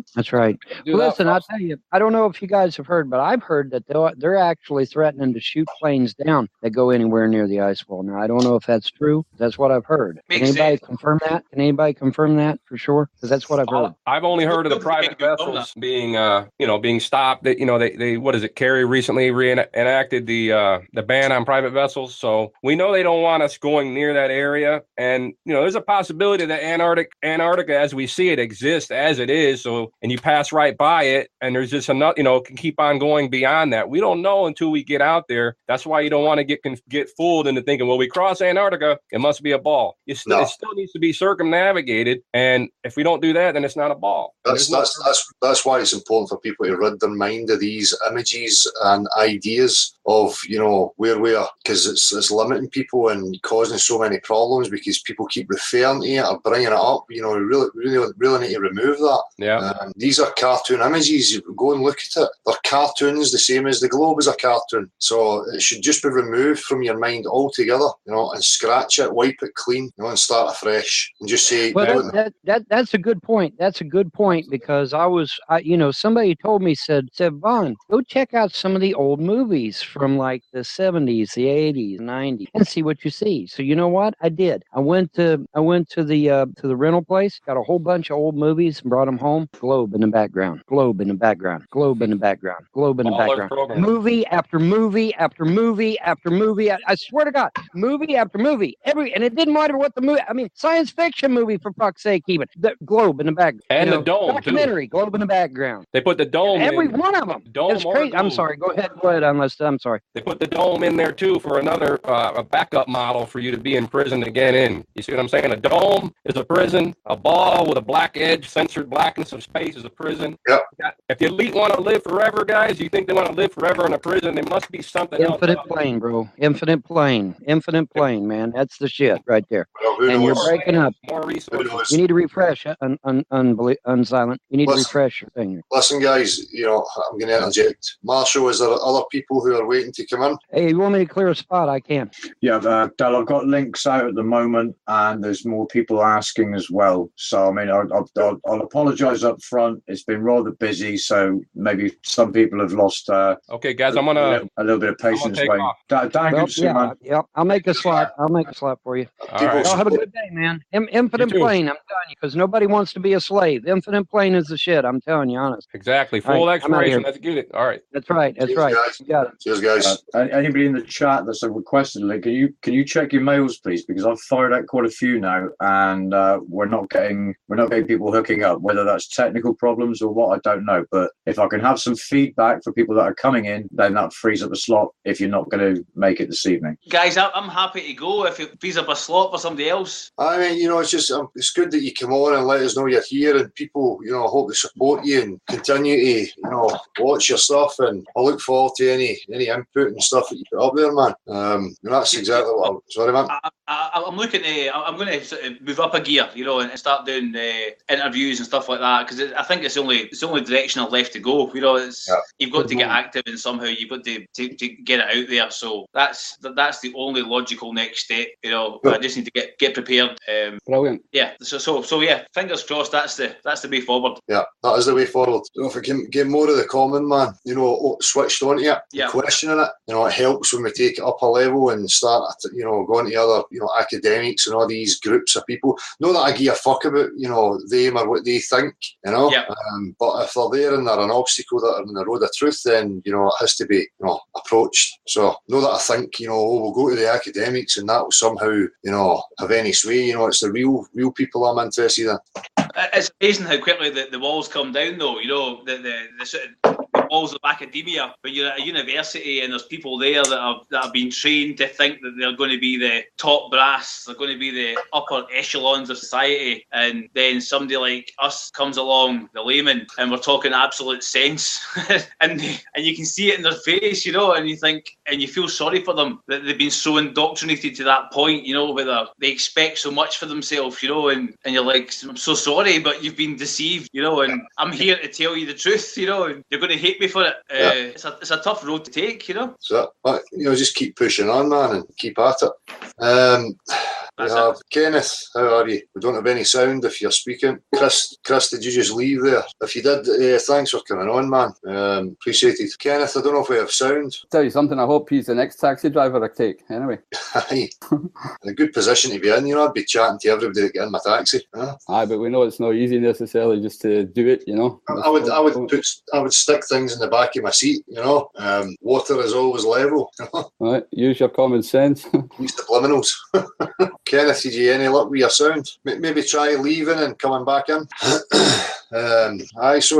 People support the channels if people are coming on, and Dan does great work as well. He always pushes the truth as far as I can see, and I appreciate that. Are we waiting on other people as well, Marshall? I've got more links out. Still more in the queue. Again, if people have asked for a link, they could check their mail. If they're coming, could they just acknowledge that? Because what we don't want is an avalanche of people arriving at the same time. Yeah. I'm a bit disappointed not everybody heard the church bells. Something going on in the background. I don't know. I thought there would be more people coming to the religious? Yeah, because they're certainly very active online, but not very vocal tonight. Well, that's the problem, and that's where I get suspicious about that kind of behaviour and that activity. Why is it so important for people to keep pushing religious aspects? And then they'll come into the comment section, the same as, the Globe trolls, and they'll make a presence in the comment section and cause division there, but yet when you open up the platform for them, it seemed to be an honest guy earlier on who, made a valid attempt, but there was nothing there. I mean, that's about it, So, who are these people? I must say, I enjoyed the guy's conversation. He gave his best shot with his logic and, his reasoning, right? But he still failed at the first hurdle, that he kept using the same logical fallacy to try and, judge, bring proof for his religion, And it's the same belief that we've been lied to all our lives. So I don't get why he doesn't get it. Yeah, no, that's... Yeah, we're all different, but... Aye, it's so difficult for me to understand why people are finding it difficult to have an attitude we don't know. Kenneth, how are you? Very well. How is everyone? All right. So I sort of came on here because I've been into the whole flat Earth thing for a few months now. Maybe a year. I'm pretty young though, so I thought I could offer some insight to sort of the some might say like millennial generation. How old are you, Kenneth? I'm 19 years old. Sorry. So Yeah, I live in California, and the idea of a flat Earth is so foreign to everybody here. It's crazy, actually. So I actually lost a close friend. Well, not quite, but probably lost that friend over that belief. So it's pretty crazy how antagonistic people can be against that idea. Yeah. So there seems to be some sort of trigger within people. I don't even know, it's not happening consciously. But at the end of the day, we have all experienced people taking tantrums. I wouldn't, dwell too much upon it. They'll come round in their own time. For me, I feel as if everybody's going to have to face this sooner or later. So I wouldn't get too caught up in people taking a huff and having a bit of reaction to it. Right.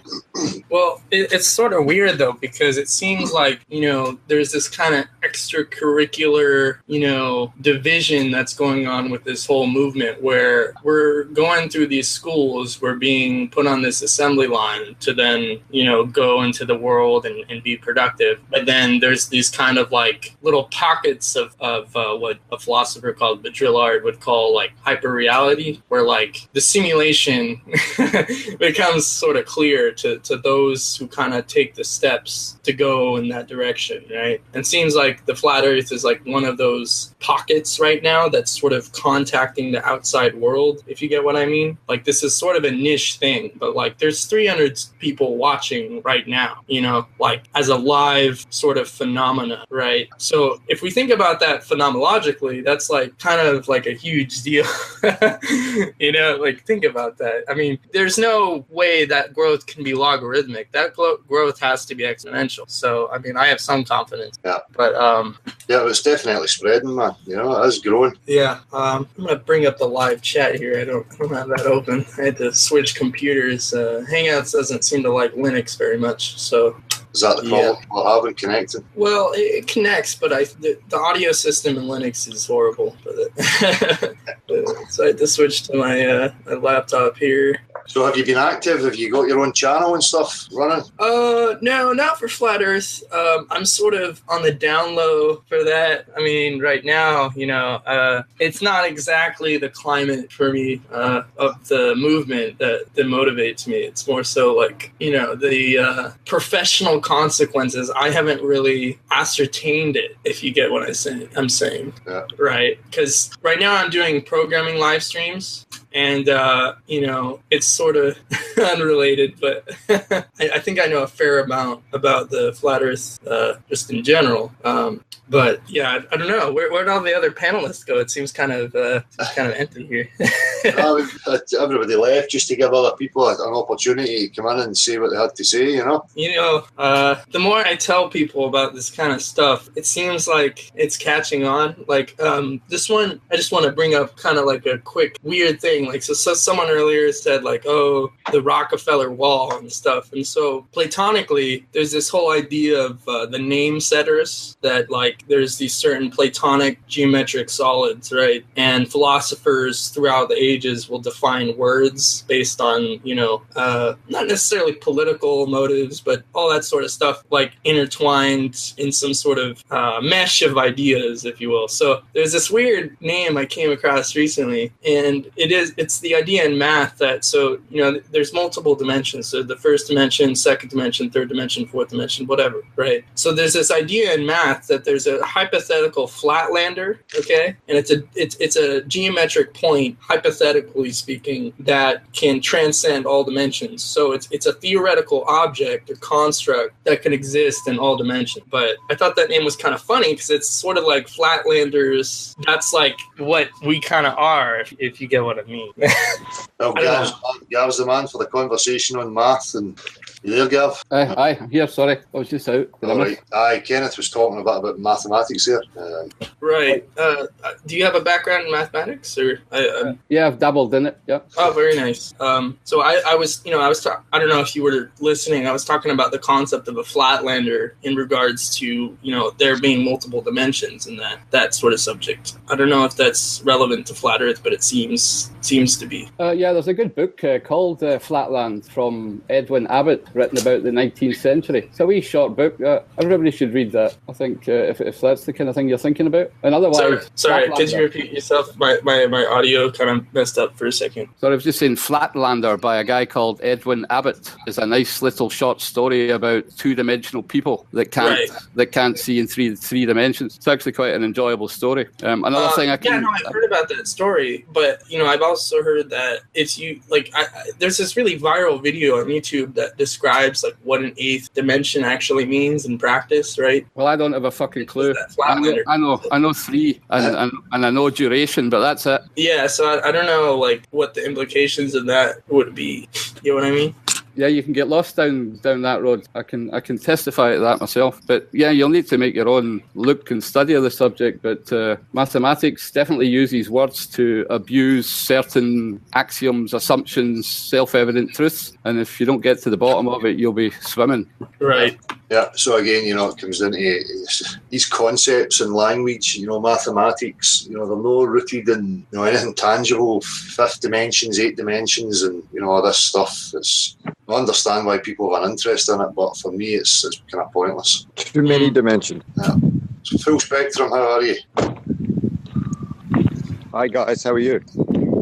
Yeah, good man. Thanks. How you doing? Yeah, I'm here, mate. I'm so glad to find you guys. Nice one. Welcome. Yes, mate. Well, I have my 3 little kids. They're going to be hearing you in a tick, eh? I got a. Hey, guys, how are you? Hey, do you wanna say hello to the guys? They're live. They're in Scotland. They're in Scotland, where your dad's from. Hey, go and put some bloody clothes on. Go and put some clothes on in case they see that. Hey, put them on. Hey. Anyway, guys, yeah. Look, I won't keep long with you guys, but I'm just so thankful to founders, and I think we've got to think about the fucking future here. These kids, I don't want to teach my kids something that I don't know about, so I've been holding off on this until the last couple of years, and I definitely know I don't live on a fucking globe, and my kids know the same. So, but that's all I can teach for now, because that's the only thing that's tangible to me. Yeah. Everything else, it's just boy oh boy, mate, a lot of research. That's it. I'm glad you came forward, man. Say hello. Where are you? I'm in Washington State. As you can see, probably behind me, you'll see the wonderful Columbus here. Washington State, the US. I come from Melbourne, and it's all bogus, mate. When they tell you your toilet spins the other way. Well, I got here, the toilet didn't spin the other way. They're bloody idiots, mate. I mean, come on, common sense, mate. And the funny thing about it, it's just, God, it's bogus, mate. It really is. It's bogus, but it's just a shite. It is shite. It is, mate. It is. And you know what? I was listening to you guys before. Every time that we don't want to face the truth, we bring religion into it. Why do we do this? Yeah. All I want to know is I just want to be a responsible parent to my kids. And any time that you bring up things that push the issue, religion. Because it's like this big fucking stop sign. They don't want you to go beyond that stop sign. Oh, don't go beyond there. Yeah.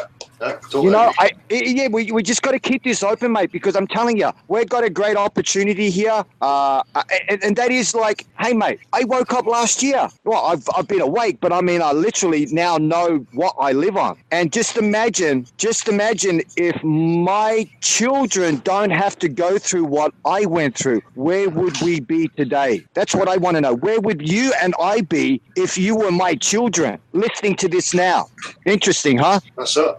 For me, I'm the same. I want to free them of the burdens that have plagued me in my life. They don't have to deal with these aspects. Yeah. Hope for something better for them. And what they can achieve without being held back by these, mind viruses and crazy ideas. Right, can only get better. Can only get better is all I can say. Bring it on.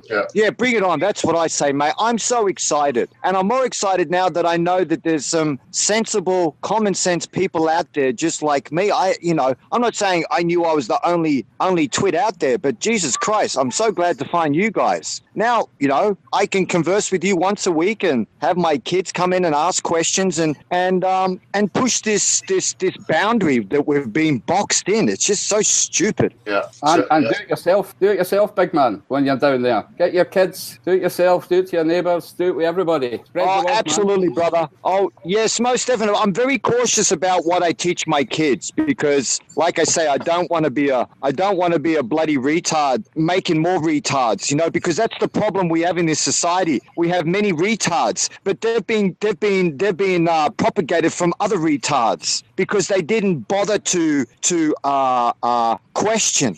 So I think all we need to go down is to verify. You don't have to be super anal. Just have common bloody sense, mate.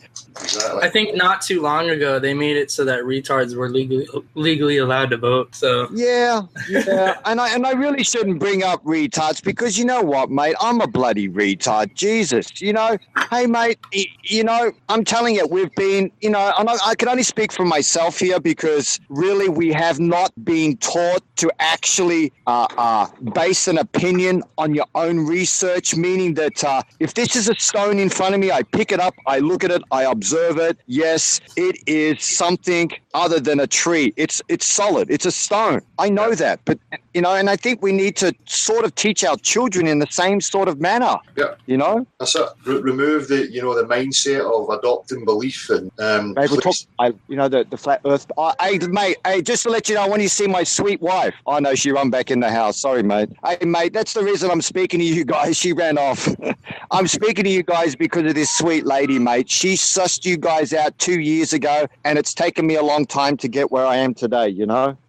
Yeah, but hang on to her, man. She's a clever lady. Oh, she's hell, mate. I'm telling you, that girl. If you only knew the truth, mate. When she brought this first subject up with me, I looked at her and I thought, whoa, you're really shaking my world here, But hey, I let her be, and I started with the moon, the satellites. And the moon and satellites, mate, there you go. It's all bullshit. Where are the satellites? There's no satellites up there. I checked for years.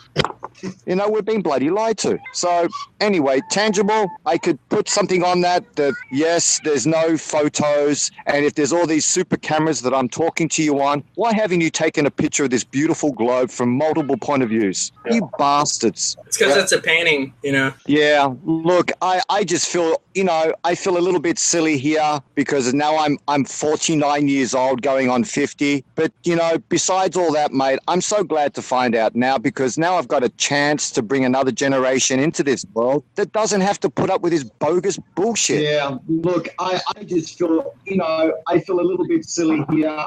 I'm 49 years old going on 50. Davey, besides all that, on YouTube. Now I've got the chance to bring another generation into this world, put up with this bogus bullshit. Yeah, look, I just feel, silly here. I'm just going to... Sorry, guys. That's probably caused by me. I'm on a cell phone. I'm sorry. Right. No, it's Davey, Antarctic Warrior. You need to turn, if you're watching on YouTube, you need to turn the volume on the YouTube down. What's going?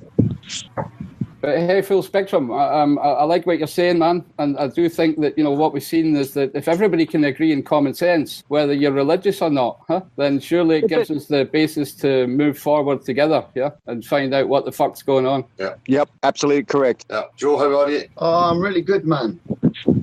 Nice. Really good. Hey, listen, I absolutely loved your recent street interview, my man. Cheers, mate. Absolutely brilliant. The chat and the guy was so receptive, wasn't he?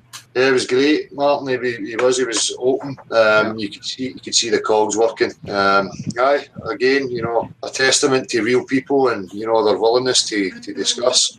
Absolutely. Don't know why more people are not doing it. Don't be scared, especially when it's people you don't know. It's a lot easier. And I say, in my experience, they don't have a preconceived idea of you. You don't know them, and it's much easier for people to have an open discussion with you. They're less likely to go into familiar habits the way way they might act with somebody who they think, and rather than jump straight to ridicule, they're a wee bit more reserved, and then you have the opportunity to highlight the contradictions in what they believe. Well, listen, I totally plan. I'm about 20 miles away from Glastonbury, right, which is probably the most spiritual, kind of open-minded spot, if you like, in the UK. So when the weather gets better, I plan on going over there with my camera, and I'm gonna do what you do, Del. I'm gonna stop people. I'm gonna say, what about the reality of the world you live in? Excellent. Excellent, man. I look forward to it. I've got to say, I've said it all along. What you do and what John is doing as well. John's doing an amazing job as well, by the way. Yeah. What you chaps are doing is absolute inspiration, and we need to, follow your march, really. That's it, mate. Hopefully more and more people will do it, especially here in the UK and, wherever else the weather's getting better. Yeah. Big perfect opportunities for people to, Yeah, absolutely. And I look forward to it. As I say, I don't want to be doing it forever, and, I don't want people waiting for me to do it. No. I'm just one guy, and you forget that, you're seeing videos going up there and, it's great and stuff, but that, really count them, and it's not enough, other people need to be taking some other action, in order to have an effect, and you can see, I've seen how far reaching just, the street interviews go, to the point where you're meeting people in the street who are aware of you, and I've said that before, and some of these people you're going, what's the chances of them stumbling across, one of these videos? It's obviously because it's getting spoke about in certain circles, and there's a lot more, awake to it or aware to the situation than what YouTube shows you, And also, can I just add as well, obviously I watched your video earlier on this morning. I totally agree what you said, mate. It's so frustrating, isn't it? The distraction, this whole distraction thing, and I also totally agree with paying attention to the smaller channels, people that have only got like 12 or 15 subscribers. We need to bring these guys on board, that's why I opened this, it's not about people getting popular, it's just about people letting each other know that they are there, and then people will make friends with people who they prefer and blah blah blah, but at least there's an opportunity for them to see each other and let each other know you're there. But please, people, don't be in it to be popular. If you're doing it just to be popular, you're in it for the wrong reason. That's right. My incentive wasn't to be popular. My incentive was just to try and represent the truth as best I could, and keep to that. That's what it's about. That's right. Well, I would say the most important thing is to be authentic. You don't want to copy people in the way that they do things, but you also sort of do because you want to credit everybody, and then start like trails where people can go from one person to the next, so they all credit each other, and it becomes a social network. Everybody needs to give each other their credit, because everybody has a place, everybody has a value, something to contribute. We're all equals, and that's purely how it should be. So I totally agree with you, Ken. I thought, it's a great point. I don't know about we're not all equals, but we have the potentiality for equality. We have the potential to be equal. That's why we distinguish between a baller and a flat earther, right? Cognitive dissonance. Davey, how are you, buddy? You sorted? Can we hear you? Bro, what's happening? Can you hear me all right? I'm sure people know Davey, Antarctic Warrior. Everybody know him. Yeah, we hear you loud and clear. Sweet. It took me a wee while to get my cam sorted out. I'm actually sober tonight for a change, so all's good. on a Saturday night, do you believe that for an Irishman? If you get chapel in the morning or something, what's going on? And I'm not here to talk about religion or faith or anything, guys, because the more I look at it, the way I see it now is that that's just more gatekeeping. You know what I mean? The guy I'm fascinated with the Book of Genesis and the Bible and the waters above and all, right? But that's still containment. You know what I mean? I can't prove it. You know what I mean? But I keep on being dragged back to it. But on that though, religion is the reason behind every war. Do you know what I mean? And and the pain and suffering needs to stop. There's no need for war. There's no need for division. We need full exploration. all directions from north, boats, planes, whatever. Do you know what I mean? In my mind, that's the only way we're going to get to the bottom of this. You know, that is the only way, mate. You know, there's absolutely no other way to go. Every other avenue you go, you're having to take faith and belief. You know, we need to move beyond that. You know. So not only is religion a form of containment, but it's also a form of contaminating the nation. So it clouds your judgment, but I mean, you know, there are advantages to collecting together and forming similar ideologies and whatnot. But yeah, I just thought that was some funny wordplay. Yeah. I agree with you. It's all spelling. It's all spells. It's the first thing they teach you at school. 1+1. You know, and how to A, B, C, D, E, F, G. Do you know what I mean? Yeah. It's just polluting the mind from a young age. That's it. It creates doubt. It puts doubt in your mind. Yeah, you know? Exactly. And with that doubt, you just imagine, like, I can only reflect from me as a child, that the doubts that were put into my mind, like, hey, you know, turn the light off. Oh, shit, I don't like the darkness. What the fuck? Darkness? What? I was told, what? No, bad things happen at night. I carried that through my childhood. What a load of bullshit. There's more bad things in the day than there is at night, you know? Yeah. So it's really interesting about how we get taught certain things, you know.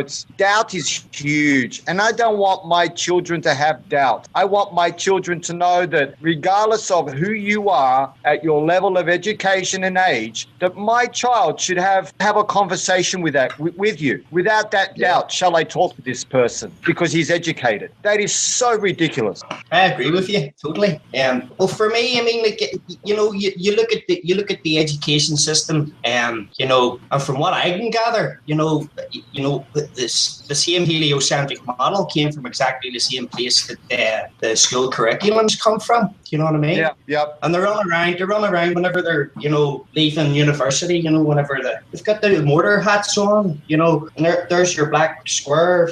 You know, it's for me. I mean, like I've been at this here for a long time. I mean, like I started researching secret societies and stuff back in 2005 because of something that happened to me and my dad, and you know, to do with the building contract. And in 2007, I got sidetracked because I got into a relationship with somebody that didn't go anywhere. But 2011, I got back and I was looking, researching, and then September 2015, I ended up with Flat Earth. And I went, what? Flat? Silly.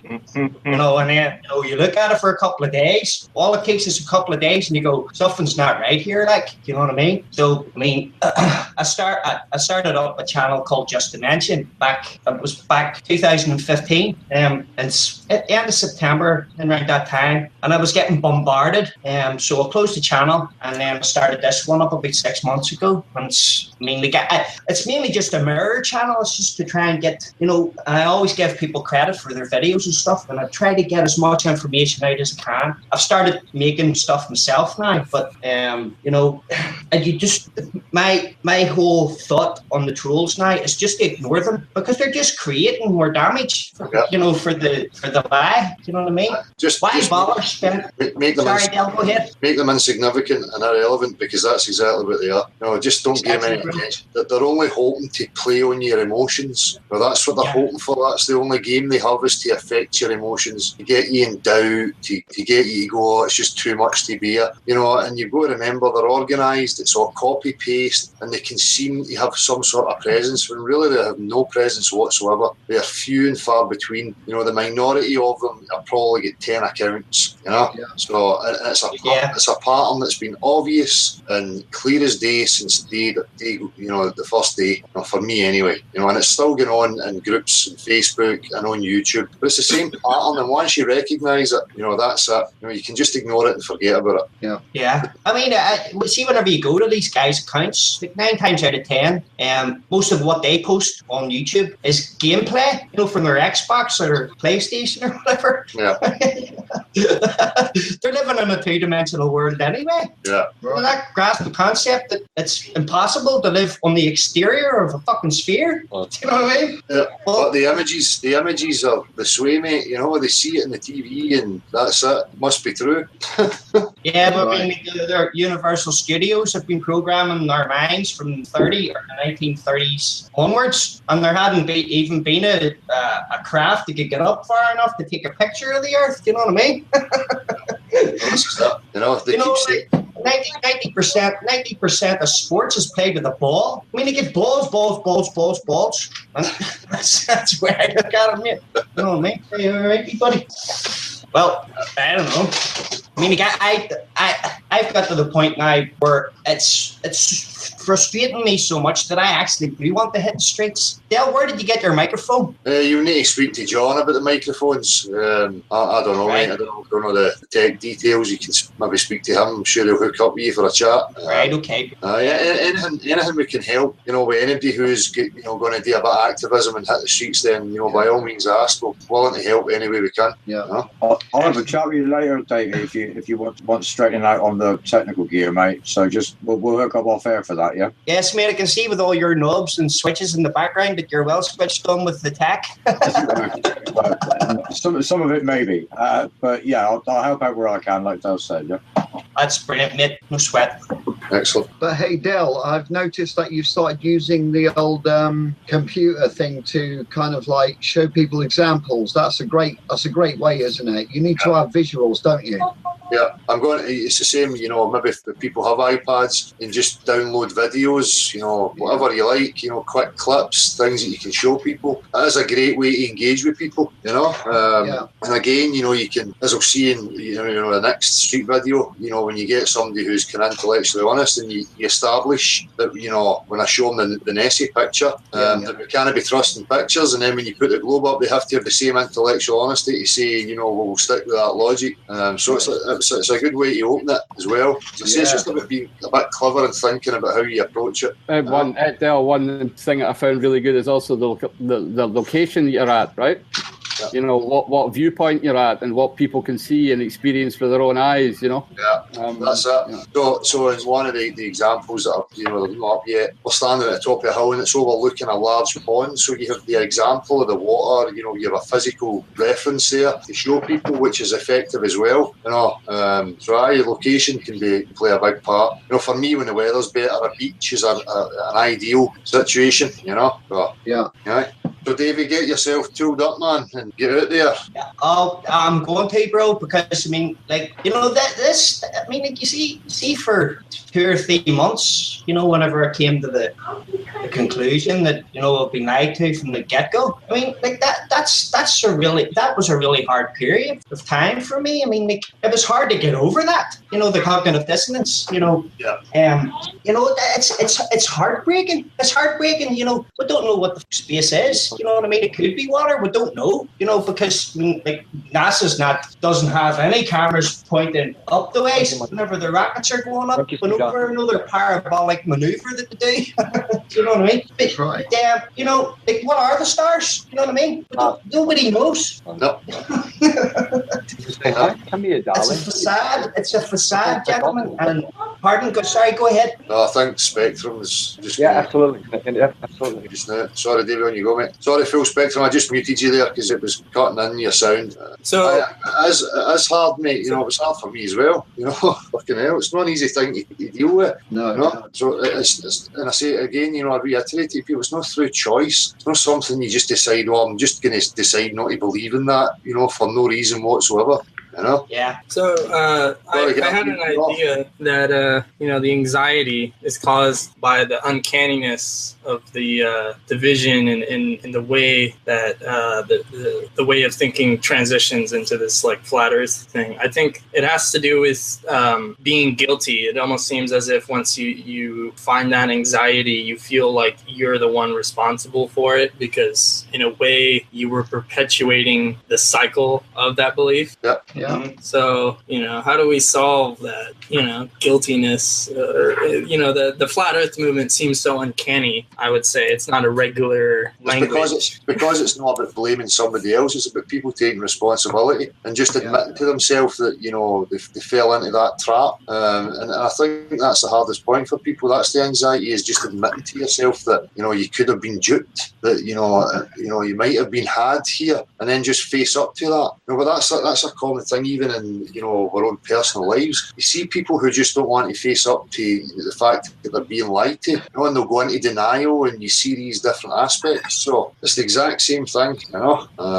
It's just Right. And so one trouble I have is that there's people who claim to be enlightened, you know, and they publish these spiritual books, and you know, all the heebie-jeebies are out, you know, from their minds. They're kind of just coming up with these, you know, grand, mystical, you know, objective clarifications on our reality and whatnot. Yeah. Yet they still believe in the globe. So when that happens, part of me is like, is this just sort of, you know, I mean, forgive me for using a Christian metaphor. Is this just, you know, Satan or something like that, or what is that? Is it because it hasn't been uncovered, or it hasn't been disclosed to, you know, like, think of us as like the subscribers for this truth or whatever, and you know, they're publishing the information, these truth seekers, and if most of them are believing the globe, is it because it hasn't been disclosed to them, or is it because they know it and they just want to make it harder for people to discover, you know, what's going on?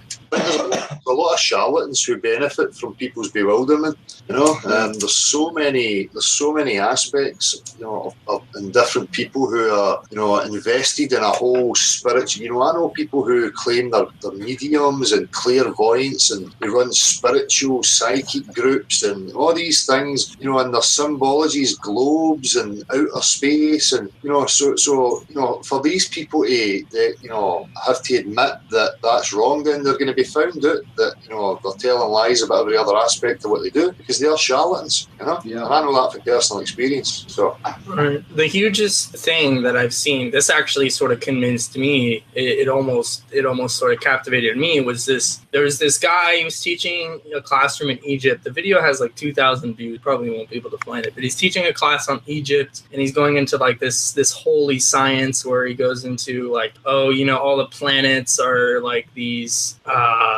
you know, representations of the inner panpsychist, or like universal consciousness and whatever, and our sun is rotating around Sirius. I don't know if you've heard of that theory, that we're part of some cosmic cycle and whatnot. So how do we, I don't know, I guess I'm kind of going off track here, but... No, but the point is, you get so many people who want to claim, as you say, to have the objective, you know, view and truth, when really, you know, they don't know what these planets, luminaries really are. You know, it's just people making stories up. Other people like it, then it becomes a market because people like that story, and you get charlatans jumping on board to milk it for everything they can. You know, and people are quite happy with their repackaged delusion, you know, that suits them and makes them feel fuzzy and warm for a certain period of time until reality starts biting again. And then they will jump to another delusion, you know, and that just seems to be a recurring pattern with people, you know. Yeah. Can I just ask Kenneth a question? Certainly. All right. So you're a young guy, right? How old are you again? I'm 19 years old. 19 years old. So yes. Have you spoken to anyone of your generation about this subject? And have you enlightened them to the reality of the flat stationary plane? Okay. So, you know, as far as whether I've pulled it off, I would say no. Okay. But as far as the question is if I actually attempted to do so, I would say yes. But, you know, the part of me that wants to say I succeeded is kind of just saying that I looked even more ridiculous than I had been in the past few years, if that makes sense. You know, people look at people my age, and you know, it's not like the 19th, 20th century anymore, where, you know, when you're 18, that's it, you're an adult now. Everyone treats you like that. Right now, it's gotten to the point, especially in California, where I'm at, where you're being pushed through this system where 70% of people my age are still being cattled, basically. Sure. You know, and so they're superficial. Yeah. So it's kind of like, even people my age, when I tell them about something like that, are like, no, you know, we're young. It's just because we're naive. It's just because, you know, the hormones and, you know, whatever, like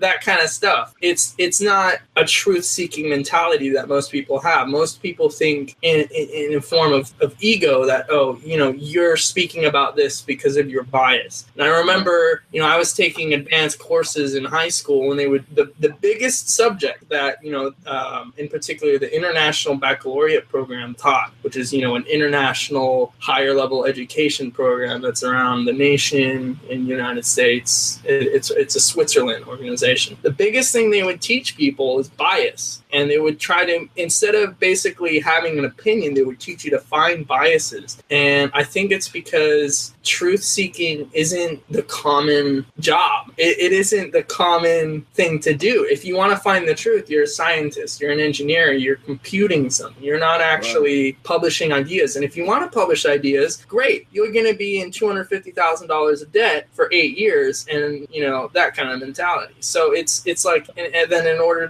to pay off that debt, you're going to need to, appease to the globalists. So and I mean both globalists and ballers, So it's this inverted pyramid that they have going on. So, the top 80% are judging the bottom, which is actually, what's the mathematical thing? It's Blaise Pascal's pyramid. Have you ever seen that? It's a mathematical equation, and you get these pyramids that are, inverted and stacked on top of each other. It's like that, except, I don't know. I kind of lose people when I go into those fanciful sort of, but that's hysteria. It's mass hysteria because people generally fail to hear what I want to make as my point is the thing with this flat Earth thing. So I guess that I don't know if that answers your question, but that's sort of it does. Yeah, absolutely. I would love to hear actually talking about the upside down triangle and the double tetrahedron.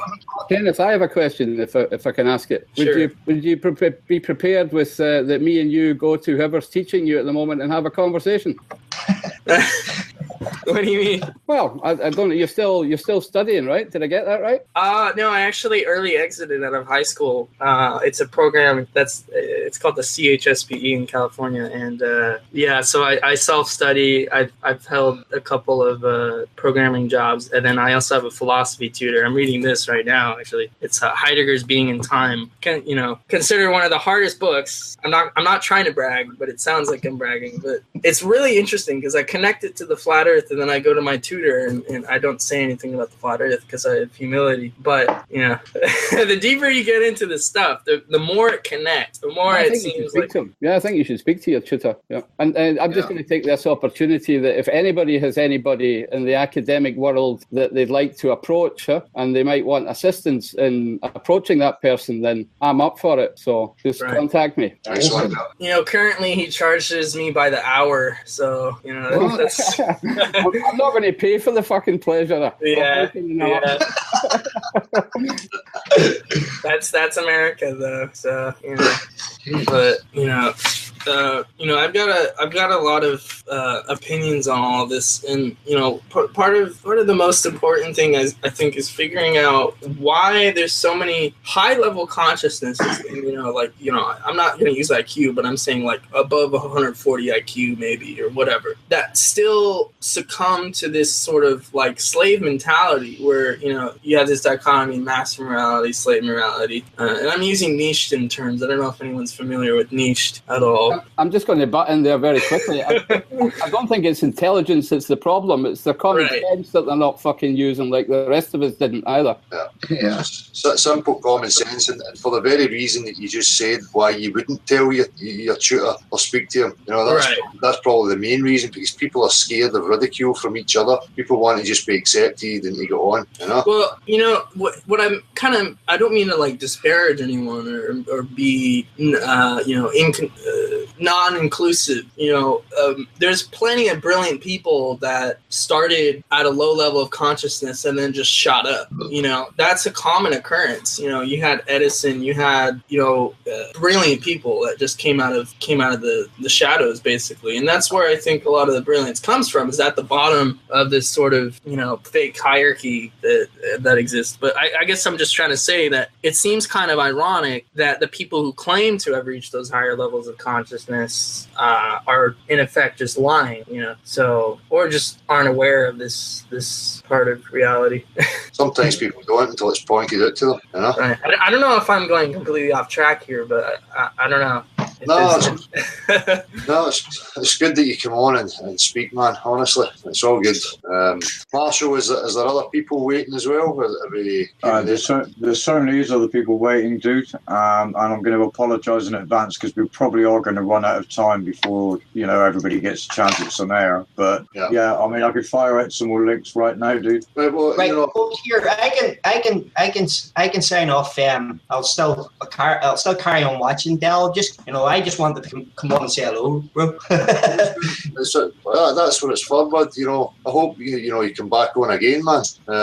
Even if definitely, mate. Now that I've got the cam sorted out, I'll be on again, man. Definitely. That's it. People can come in and just say hello. That's the whole point here, man. So appreciated, bud. No problem, bro. Hey, peace, love, and respect, everybody. Say that, Antarctic Warrior, your channel is awesome. Cheers, man. Oh, thank you very much, man. It's not for me. It's to try and help people, get away from. No, I know, yeah. Okay. Cheers, lads. Yeah. Cheers, bro. Have a good one. Bye. You too, bud. So, we'll have a wee clear then if there's other links going and give other people a chance to come in and say or have a chat, whatever. Full spectrum. I don't know what's happening. I couldn't unmute your mic. I don't think you need to do it your end. Yeah. I'm trying the option and it's not lit up. It's I think it's in your control. So have you sent a links? Is there other people coming in, Marshall? I've got two links out, and I'm in a bit of a position here, though, because I can't. There's no way I can satisfy everybody. So the links are going out in a sequential order. If people don't come, then I'm passing on to the next link. Yeah. Yeah. So anybody still waiting? Could they check their mail, please? Del, can I just say, mate, regarding your video this morning, I totally empathise with your feelings and your passion. This whole religion angle is so frustrating because it detracts from the core message every time, doesn't it? Yeah. We need to be harmonious in our message here. That's right. And the message is we've been lied to for 500 years. Yes, we have. Yes. Let's put aside our opinions and beliefs and just go, you know what? Let's start at the basic level here and say we've been lied to and we need answers. Absolutely. Yeah. That should be our motto. That should be our motto right there. We have two new guests. We have Scott and Flat Earth Wiki. How are you doing, guys? Yeah. How are you doing? Steve. Hello. Oh, and we have Neil. How's it going? How's my audio? Yeah, we can hear you. Awesome. Hey, yeah, it's fine. It's great to finally talk to you. We talked a little bit on Facebook. I'm Steve Englehart. Facebook. Hi, Steve. Good. Yeah, I've been watching your shows. Yeah, you've been doing. I love the on the street stuff, man. That's really good. I'm looking to do that. Yeah, like you were saying. Over the summer, I'm looking to get out there when the weather's nicer. I've been stocking up. I got a bunch of the last year and a half or so. I've been building up camera equipment and shit like that. I got a pretty good setup. Excellent. But yeah, I look forward to all every time I get the notification, you can put out a video. It's like you're the favorite channel right now. Well, I hope everybody does start doing it so that I can sit back and watch and see other people doing it, But yeah, I don't know. I came into it about 2 years ago. I went and I got the telescope and I went and tried to see, how far I could see doing that. Bought the I've been doing the Zoom cameras and all these little experiments. Reflection, dude. Hey, yeah. I'm in Chicago now. I was in Florida, but I just came back to Chicago. I tried doing, looking across the lake, the same thing like Josh Nowicki. Tried recreating that one. When I was down in Florida, it was funny that you guys all see that Tosh.0 video that he just put out. No, sure. He was talking shit like it's a Comedy Central show, Daniel Tosh.0, but he just did a little hit piece thing.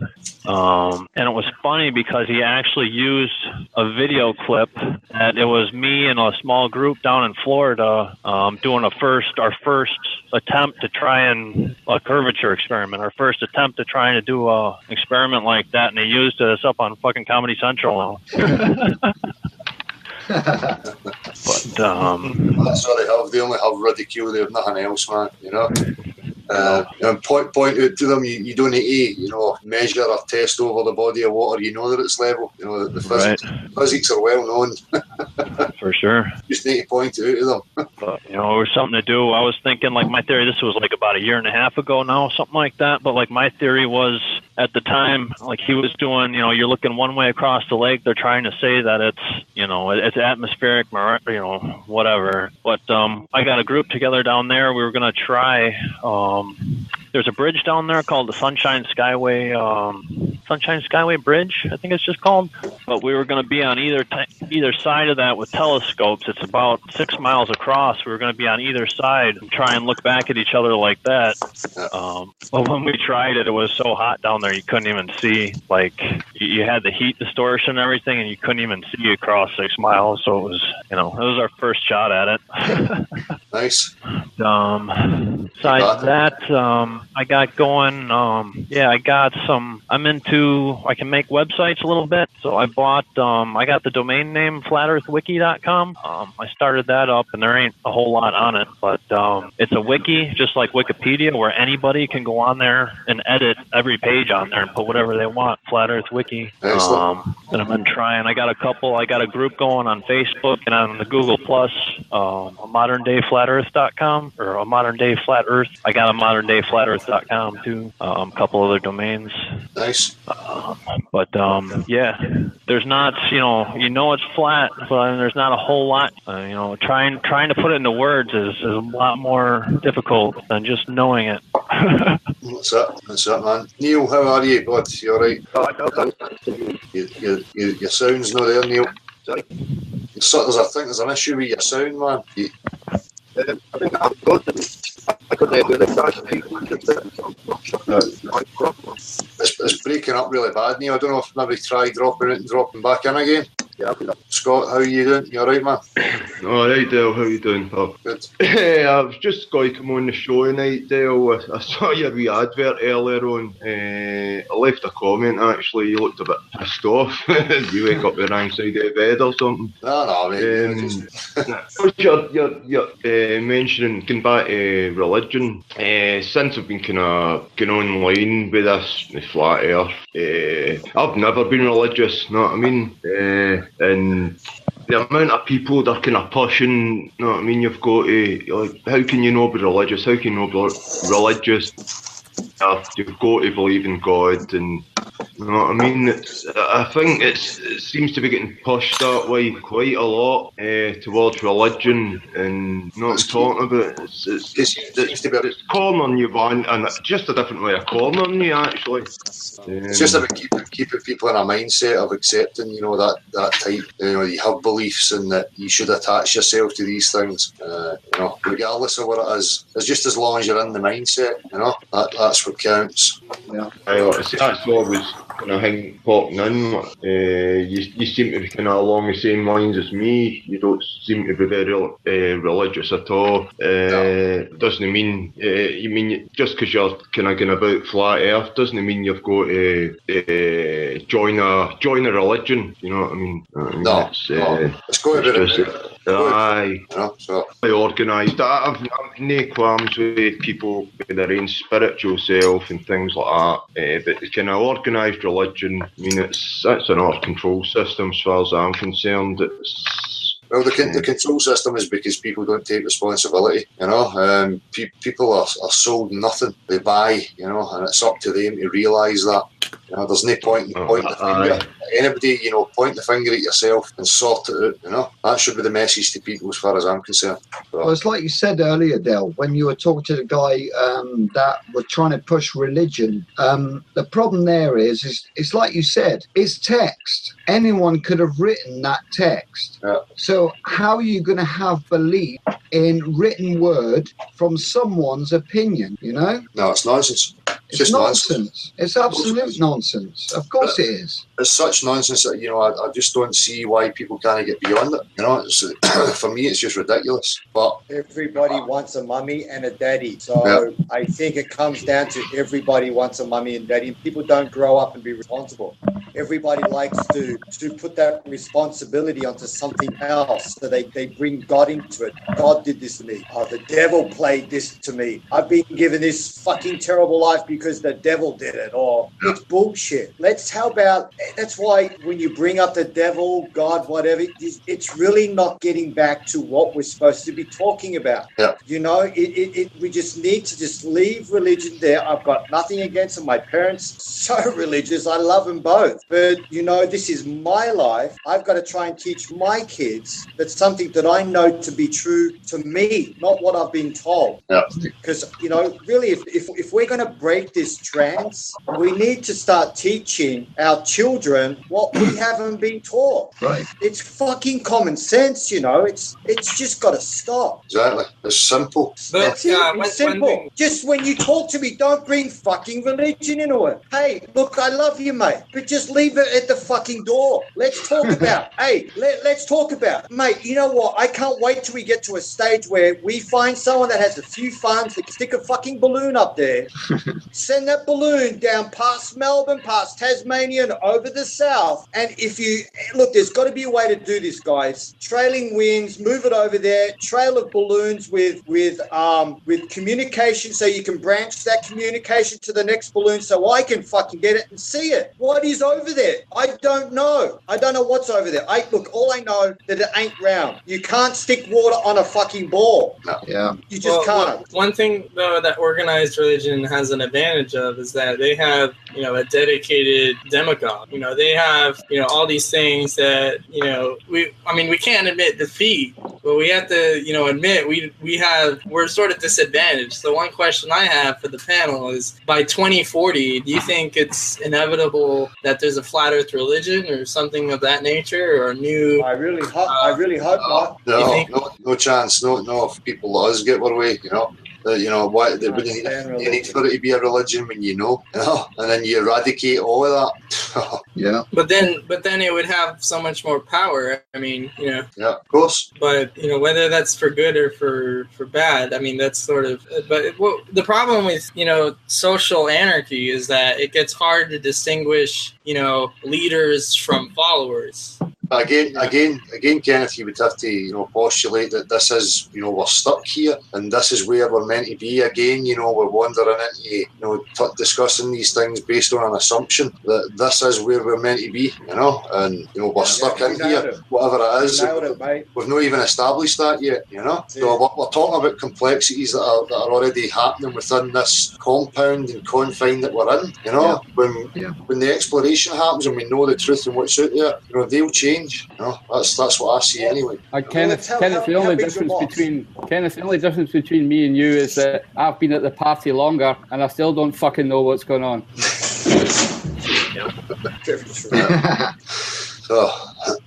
Well, you know, but we ought to have some confidence, right? Yeah. I mean, I'm not trying to detract from the main message, but I'm sort of just positing that, you know, there's a possibility that someone will come out and say, you know, I've got this master plan that'll fix everything, okay? And then they'll promise, you know, certain things, and then they might, you know, take over a word. For example, anarchy was hijacked by the left, for example, as a word. So the term flat earther could be hijacked, you know. Yeah. It's definitely a possibility. I mean, you have all sorts of shills already, so with the CIA and everybody else, you know, like, it's sort of just a question of how do we protect the original word, you know. I mean, and I'm sort of playing devil's advocate here, but I think religion sort of contains that, you know, in a way. Like, you know, you could argue that since the 20th century, the Catholic Church, their message has sort of been diluted since the vernacularization or whatnot. But, you know, you could argue that the organized hierarchy kept the ideas relatively the same for thousands of years. So, you know, I'm not trying to talk about religion here, but I'm just saying that an organized system of ritual sort of protects the idea. And I don't think, you know, and there's also the possibility that we probably might not even be able to explore it. I mean, the weapons get so advanced where it's literally impossible. You go over to the wall and you're just annihilated. You know, you can't dismiss that. We can't speak as if it's inevitable people. We have to create a certain consciousness that makes it happen soon. Because if it doesn't happen now, who says it's ever going to happen? That's it. Well, that's the whole point. I'm trying to help people to cut through the bullshit and get to the simplisticness of it, you know. And the sooner the better, as far as I'm concerned. You know, I think, you know, hear these people saying, "Oh, it's not going to happen in our lifetime." I just can't contemplate that. You know, it has to happen sooner than that for me. You know? Mate, it's happening in my lifetime. Yeah. It is. Well, It's see- happening see- in my lifetime, mate. I'm not going to put up with this bullshit anymore, mate. Because you know what? There's many people sitting on the fence just like me, mate. You know what tipped my scale, mate? What tipped my scale is just a simple thing that what my sweetheart did for me. She didn't peck at me or criticize or, hey, you're an idiot because you don't believe what I believe. She allowed me to nurture. Okay, nurture. Hear that, guys? You fucking got to allow people to nurture. Give him something and just keep watering that. Don't put him down. Don't say you're a fucking idiot or my God's better than your God. Just nurture him. I think where common sense prevails is nurture him. Just say, hey man, you know, look, this is what I've seen. I just give him something and let him dwell on it. Then you get the problem. I mean, obviously it's different with you and your wife because you know you're so obviously that's a very deep relationship where most people, especially people, But I still didn't believe her. But I didn't believe her. I did not believe her. But I let her have her belief. Right. I didn't believe it, man. Come on, mate. What the fuck? The earth is flat. You're fucking out of your mind. Like, in my head, I tell you what, I busted a few bulbs in my head. I thought, and then I heard her, and then I peeked. She doesn't know this, but I used to peek over her shoulder and listen to talk to these people. And I think, you guys are fucking crazy. You got to understand it, mate. Mate, I swear to God. I swear to God, man, who I'm sitting here was not 2 years ago. I swear to God, it just wasn't. But you know, well, with amazing. shallow That's all I can relationships, though, like relationships that sort of, you know, you're one-to-one and you're usually talking about a specific thing. Like, for example, you have a friend that you talk to because you both have a certain interest in the same thing. And basically your whole relationship is facilitated on that certain thing, right? How do you break that boundary where you say, here, check this out, without them saying, what the fuck? Who is this person telling me, you know, stupid conspiracy theories? You don't. That's the Socratic method. That's you, mate. You know, you made that video. That is the best goddamn fucking video I've ever seen. When you talk to that young boy in the college, I don't even know your name, mate, but you're fucking beautiful. What you said to him touched my heart, mate. You know what? That's the only video I will share with everybody because you explain it so nicely. You know what you did? You allowed him. Do you see his mind? His mind was calculating what you were saying. It was brilliant because you allowed him to be nurtured at the beginning of the conversation, and you allowed to water that. And I mean, what you did was just, oh my fucking God. I hear that one. I'm fully. I mean, swear to God, man, you touched my heart, mate. Well, I'll leave it at that. That's brilliant. I wish I was that fucking kid. That's what I thought. And I thought, you idiot. I thought that for a second, mate. But I thought, fuck it. No, I like who I am here with my kids because I seen what you did. And I can see my kids doing what you're doing. And that's what excites me, man. Anyway, I'm going to shut up. That was brilliant. Just that method of being not threatening. You know, you can put questions and points to people without telling them something. You know, it just takes a bit of thought. So you're suggesting humility, you know, being humble and listening, right? Yeah, and then recurrence, right? Recurrence of topic, saying, you know, not being too volatile, like not shooting a cannonball to their face, but kind of, you know. Yeah. You need to establish that there is an objective reality there with people, and then, you know, what constitutes as scientific, and, you know, there's a certain method of bringing them to that, you know, before you even engage with it. So there's a whole process to it. But if I've got any input and I can help anybody, then I will, you know. But, you know, you can break through these barriers by just employing it and thinking a wee bit about it, you know, and be as less threatening as you can be. People don't like to be told. Totally agree. Yeah. Yeah. No, I listen, I did a recent video with my daughter, and I did that on purpose. I wanted to bring the youth into this, you know, to show that this isn't a middle-age scenario where people are bored and they're just looking for conspiracy theories. No, you don't. Yeah. No, you don't get bored and think, you know, oh, I'm going to start, you know, acting like a crackpot. You know, Exactly. randomly. It's just not the situation at all. You know, and we can see there's a variation of age. You know, it's evident. You know, look at who's here right now. You know, so, right, exactly. And we need to be bolder, guys. You know, we need to say fuck everything and fuck everyone. You know, we got a message to bring here. You know, as it's so important. You know, what more? There is no more important message in this world right now than we live on a flat stationary plane, you know? Yeah, and we've been lied to for 500 years. And part of that is take responsibility and don't start for somebody to blame, you know? Yeah. That's the other aspect to it, rather than, you know, it's just flat, you know? It's about showing people how, you know, they're susceptible to belief and to be as gullible as anybody else, regardless of what they have after their name. Right. You know? Nobody's immune. Nobody is immune. You know, and we're seeing that with so many different walks of life, you know, as again evident with the people that we're encountering. Well, we're all absolutely equal in that respect, right? We all have the same mental and sensory apparatus, so, you know, how can there be any difference in credentials? That's it. Right. Exactly. Spot on, Gav. Spot on, mate. Yeah. So, Marshall, how are we with the links? Are we... Well, I've still got more I can send out, dude, but I didn't know how long you wanted to run this evening. So, I'll see you another half an hour. Okay, dude. Well, I'll be I'm firing out the links as we speak. Right. Well, Dale, I'm just going to leave then. I'll leave a space for these lads. Good speaking to you again, pal. Good speaking to you again, and keep up your good work, Dale. You're doing brilliant, pal. Brilliant, mate. Appreciate it, mate. Thanks for coming on again, buddy. No problem. See you all later, lads. You know. See you later, man. I'm going to jump out of here too then. I just wanted to say hi. Thanks, Stephen. People check out Flat Earth Wiki as well. Nice one. Cheers, man. Thanks, man. Thank you. Later.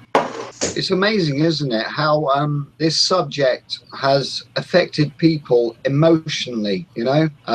We can all, like, be strong men and go, oh, you know, yeah, I've dealt with it and whatever. But fundamentally speaking, it's quite a big thing to deal with, you know? And that's why I think a lot of people are having issues to come out and just talk, you know? Sorry, mate, I was just getting distracted here. Yeah, carry on. I'm going to relook at the chat. Neil's back in. Neil, can you hear us? Neil? Yeah, I can hear you, like, but I'm not sure whether I've got a Wi-Fi problem, but now them other people have left. I can hear everyone okay, but when they were on, so everyone sounded like darling. You're sounding like that just now. You're breaking up quite bad. Yeah. Are you underwater? Maybe. How the hell are there 315 people watching this, you know? I don't know. I'm just kind of confused about that. Well, because the truth. Like, I've live most streamed before. interesting. It's kind of, like, I live stream and I get like 3 viewers, you know? And that's considered an accomplishment in my eyes. So it's kind of funny. Anyway. Why is it funny? You know, it's a lot more significant than a computer game as far as I'm concerned, you know? Yeah, hell yeah. It's not funny in a cynical way. It's more so just like, damn, it's catching on. Absurd. We need to invigorate more explorers. We need more explorers. We need more men. We need more men with balls that don't mind going out somewhere where they've never been before. You know, the wilderness. You know, we're so comfortable. I can only speak for myself here. You know, I had this idea. I just want to run it by everybody.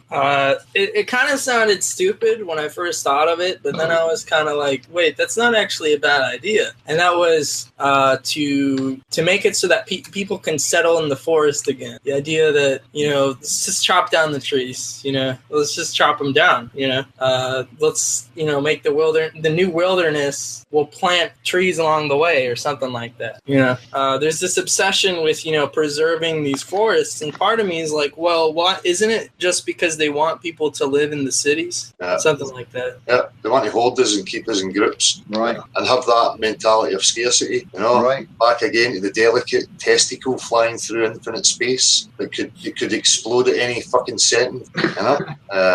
What a lot of. My children will never hear that. My children will never hear that. My children think that this is. Oh my god. Yeah. Wow. All I can say is wow. Hi guys. Hey Jamie. What's up? Hi Jamie. I was just thinking, so when they refer it to the Milky Way, it could actually be the semen coming out of the balls. I like your abstract thought. Yeah, I just wanted to talk about, because like it was on about religion earlier. I mean, maybe it wasn't the best kind of topic to kind of pick really, because it just gets into kind of endless arguments, and because it's like it's a debate. I mean, but with flat Earth, it's not a debate, because like you said, there's an objective truth to it that we can all discover. So.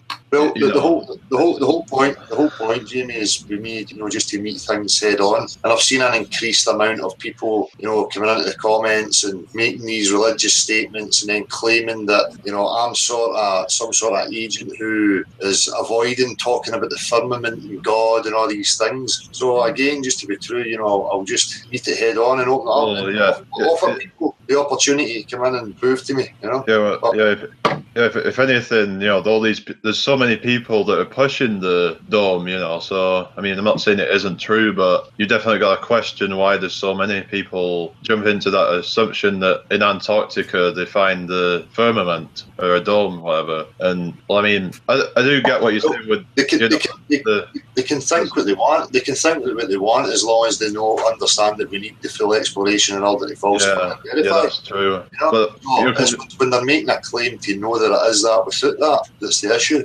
because you talk about the solid container, like, well, that makes a lot of sense, but I mean, does it? I mean, if we're on a flat stationary plane, I mean, could it not just be like something that a barrier that could just run parallel with the ground? Do you think it would have to like be a fully kind of sealed unit, as you say? No, I don't know. I just get this, obviously through reality. The pressure's just going to keep trying to equalise, laterally. It's going to, what's going on?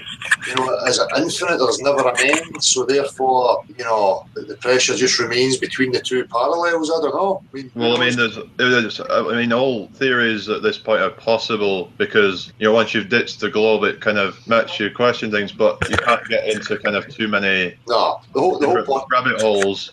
The whole point is just to ditch that and let's get together and just go and find out. And then there's no arguing. I do think that we need to kind of like you said, sell it to them to kind of explore, because it could be more land, but if there's not, then we're at least finding something that's going to give us clues to what our reality is. That's it. Has anyone covered the plate theory in detail? Earthquakes and whatnot. I haven't seen much about that. No, me either. About what? The idea that Earth has plates and that's what causes earthquakes is the fault lines and whatnot. How does that? I've sort of thought about it on a flat plane, how that would work, but I'm interested in what people have to say about that. Okay. Again, what's the full dimensions, and what are people basing it on a cartoon image of a flat plane. Sorry, who's this? We've got F-bomb Derek Buchan. I just had a thought. I mean, because you're the hang on, Jimmy. F-bomb Derek. These people and why are they stomping up the alley? Hello, F-bomb. Oh, is that what the noise was going on? Okay. So on you go, Jamie. I was just thinking about the earthquakes, because if we were on a globe, would it not have even more of an effect possibly because of the all the kind of shock waves going through at different angles and what have you? I don't know. Yeah, someone mentioned it's tectonic plates. That's the correct term. But 100%. And there's obviously things that we're not sure of, like with the stars and the planets and what have you, that we always see that we're not sure what they are, and things like tides, we're not 100% sure on that, but we do have some pretty good theories on that. But but the thing is, the burden of proof is on the claim, and we don't need to explain things like tides, because if you can explain that there's no curvature, then all of that is irrelevant. Sorry, somebody got a bit of noise going on in the background. Yeah. Is it F-bomb? Hello? Hey, how's it going, guys? Do I have sound? Yeah. Okay, good. Hey, how's it going? Just wanted to say hi to everybody. Been watching the channel for about a couple of months now, enjoying everything, especially when you go out on the streets and everything, loving it. I was thinking about doing that, actually. We live in a very small religious farming town up in Canada, and I know you don't like talking about religion or anything. I'm not going there. I just wanted to say I'm contemplating maybe going to ask like pastors and priests around town and stuff like that, and bringing this to them and contemplating why they would go against like so-called God's word that the earth is flat and stuff like that, and just go straight with mainstream science. I don't know about what anyone's thoughts on that would be, but yeah, I think reaching out and attacking it from any angle is only good. Yeah, definitely. Everybody deserves the truth. Everybody deserves the truth. Absolutely. Everybody. If I was in church and you approached me, yeah, I'd be thankful. Yeah, do it, my man. Yeah, like I say, I'm contemplating it and gonna get a bunch of evidences and stuff like that together, just so I'll have rebuttals and stuff like that in case they come back at me with it's mixed with God. I don't know. Yeah. I just don't understand how people who are so religious and stuff like that can say that God's words can be interpreted. Like, wouldn't you think that if you were God, you wouldn't want your words to be able to be interpreted into a globe or whatever other shape people could be? You'd want it exactly how you would say exactly what it was, and that's what it says in basically all of religious books. Well, I mean, it might not be but again, like I say, I wasn't trying to bring religion into it. I know you don't like talking about religion. I'm just from a very small religious community. I'm not religious myself. I wasn't born religious or raised religious or anything, so I'm just coming from that kind of point of view, that I'm in a very religious town, and probably a lot easier to go with the religion side of it as to breaking into the flat earth conversation with people. Again, I would encourage you to understand the language and understand how you articulate to them that it's about natural science and the tools and methods that are applied to natural science and what it means, and then bring that into your discussion, So, absolutely, I'm with you 100% on the. Yeah, go ahead. No, I just think it's important if you establish that with people first, that's what you're agreeing to, that's the criteria that things have to meet in regards to the question of the objective world that we share. So and it doesn't come down to logical fallacies and taking things from religious books, none of that. For me, I never came to this through a religious thing anyway. So, and I know many other people who have arrived here and they're not religious as well. So it's a total nonsense to say that this all stems from a religion, because it doesn't for me.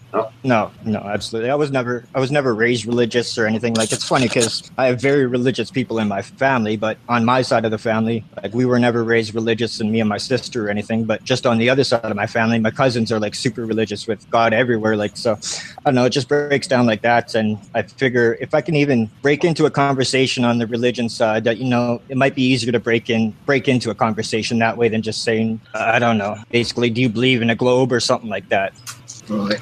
I certainly think you can see by the first conversation that was had, you can probably see a good breakdown of how to start with religious people. I thought that was a good conversation at the beginning. Yeah, and it proves also you can't rely on text. What is text?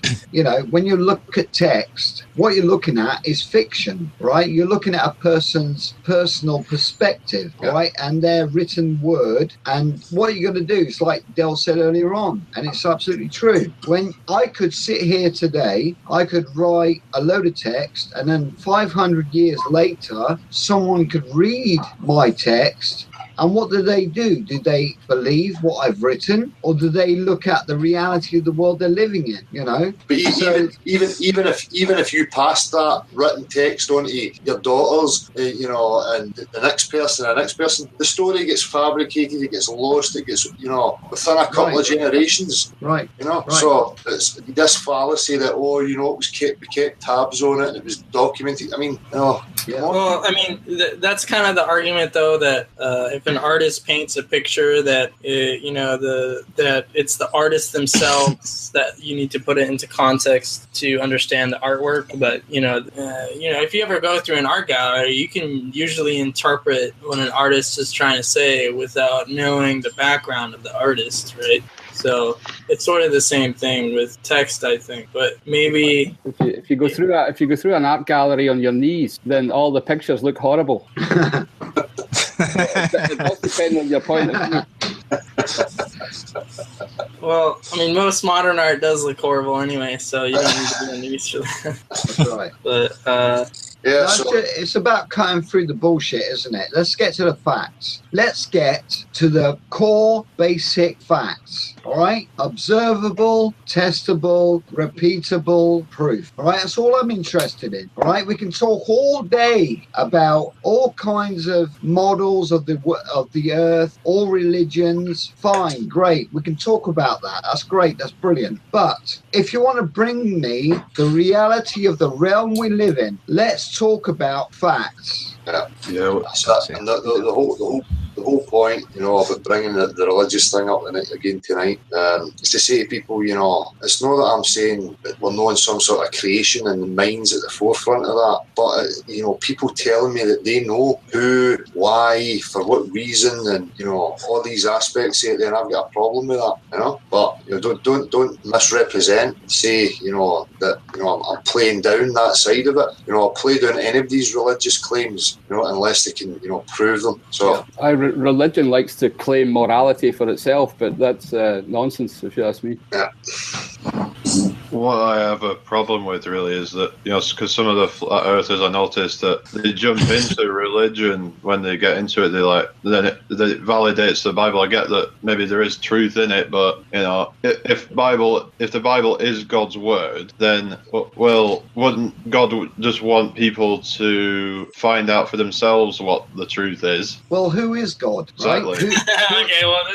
Who is God? And who's to say that there's one creator? And who's to say that there is not a multitude of creators? I mean, it's all down to interpretation, isn't it? At the end of the day, right? This might not go down well, but what if we are the creators? Well, there's so many possibilities, as a technology that you're participating in. I said it before, it can make logical sense to me. It's a construct. If people agree that it is a construct and a creation, then you have to, admit then that it is a technology. Well, the way I see it is that because obviously you've got mind and matter, they're kind of two separate things. I see it as in that. Well, I see it as that mind has come into the material world. We're all kind of plugged into it, not in a simulation kind of way, but kind of, in a kind of, I suppose, somewhat of an abstract kind of way. So you have a Cartesian world. I don't know, but maybe I don't know whether maybe the physical world is part of the mind. I don't know. Maybe they're deeply connected. I don't know. It's really hard to tell at this point. That's the whole deep question, isn't it? Yeah. Like the mind body problem. We'll end up going in circles with that as well. It's just the same thing. For me, it's kind of pointless. I think physical exploration and discovery, will help internally and answer some deeper questions. Yeah, because there's this guy called Vegan Warrior. I don't know if any of you have watched him, but he talks about the five senses that we can perceive reality with, the non-senses, and anything outside of what we can perceive it is just a realm of abstractions, and it's really just a pointless kind of rabbit hole to be going in, really. And chasing ghosts. It's like you said about the pink unicorns and stuff like that, and other dimensions, things like that. I mean, it's good to ponder on these things, but you just go around. Well, most of the reality though can be deciphered in our dreams. So why do that in the waking world? If we can ask ourselves these questions and then go to sleep and then sort of have that answered. I mean, if you do believe in a higher power, I'm saying that that's the possibility, of course. But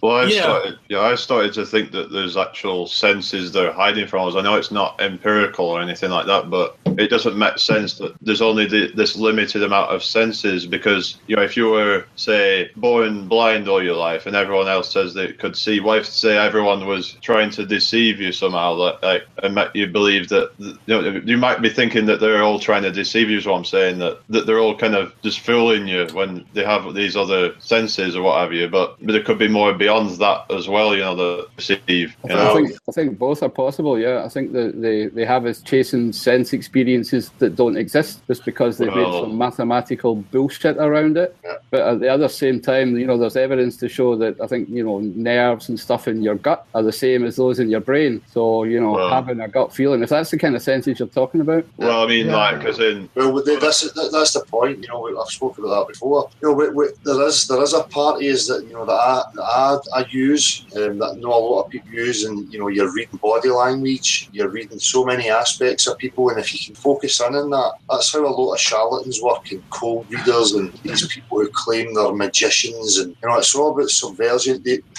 understand how to read you, and there's a language there that you can hone in on.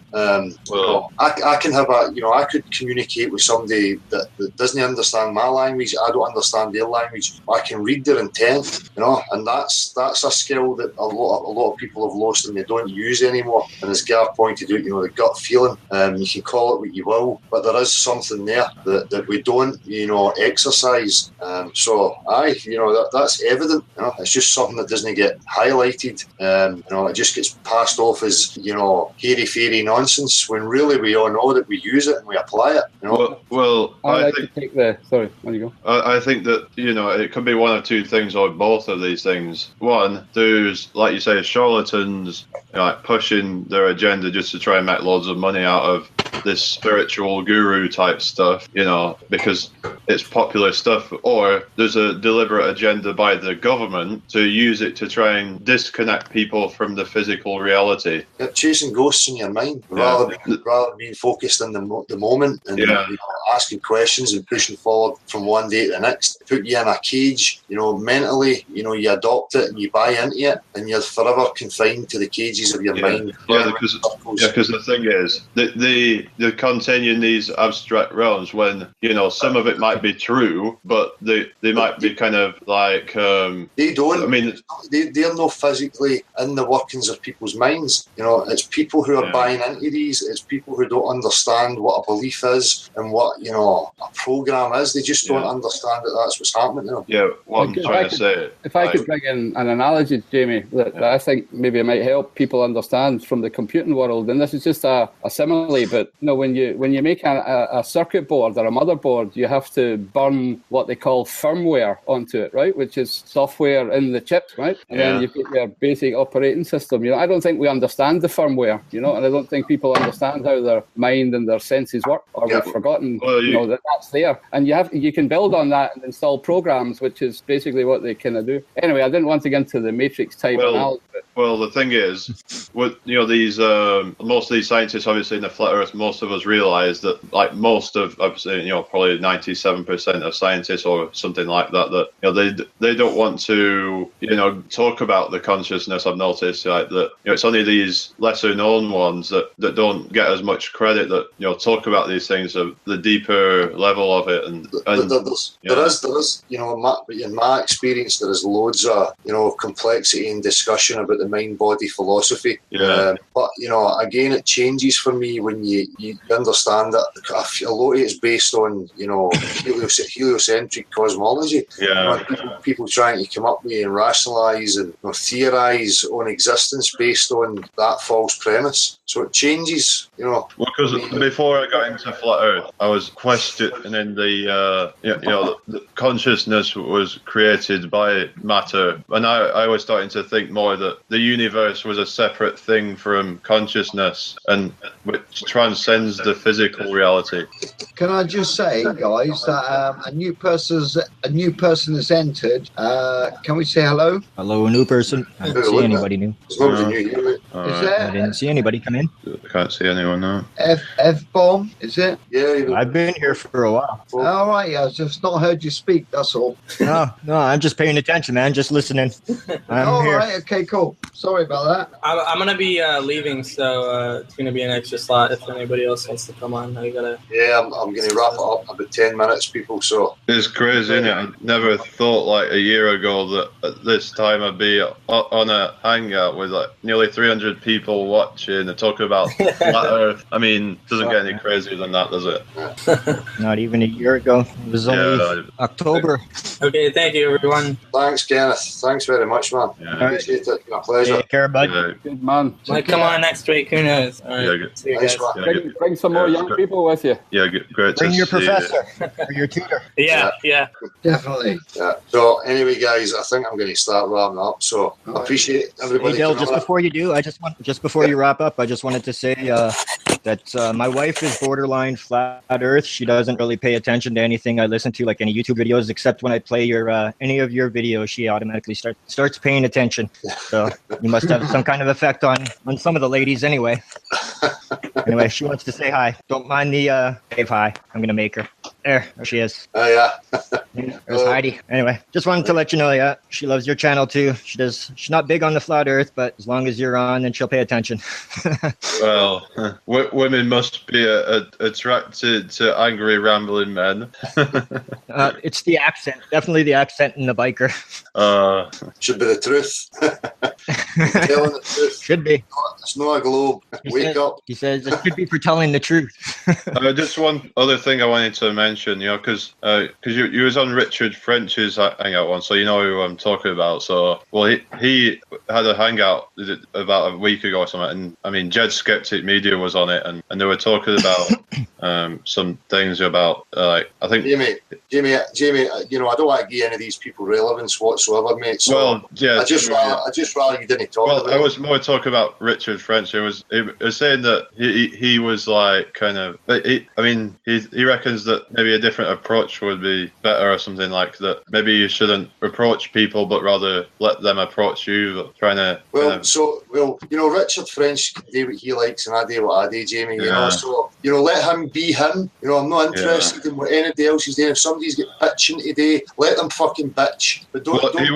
He won't like try and have a go or anything. I think it was just saying that he would have done it differently if because let people go and do it differently then. I think what he was trying to say is like that, because if you approach, no one likes to be approached about things because like when you're in town and you get someone coming up to you. I don't want my fucking kids being told shite in school, so I don't give a fuck about approaching people. So it's fine that my kids or anybody else's kids can go to school and be freely brainwashed. You're not allowed to question that. So yeah, that's true. Yeah.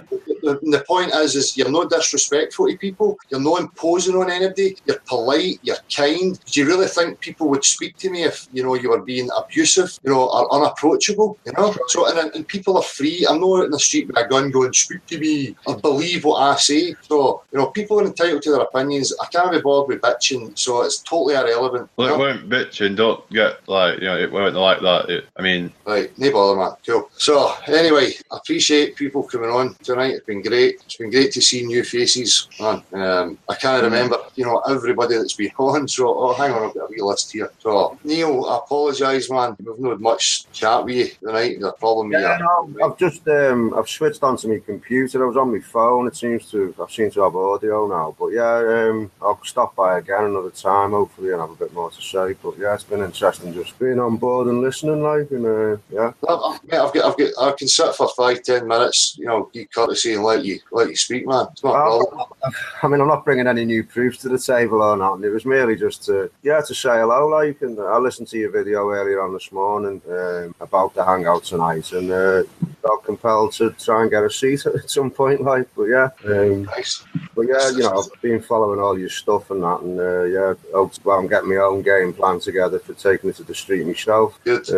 Just trying to get a few little props together and try and have a bit of format to it, and target a few different places where to capture the right clientele. That's that. Well, I live near the coast, so I thought something on the beach would be quite good as well, because ultimately you're staring at a flat horizon out in front of you, on a nice day. So kind of in the face, really, isn't it? That's ample opportunity to point out the physics of water and how it behaves.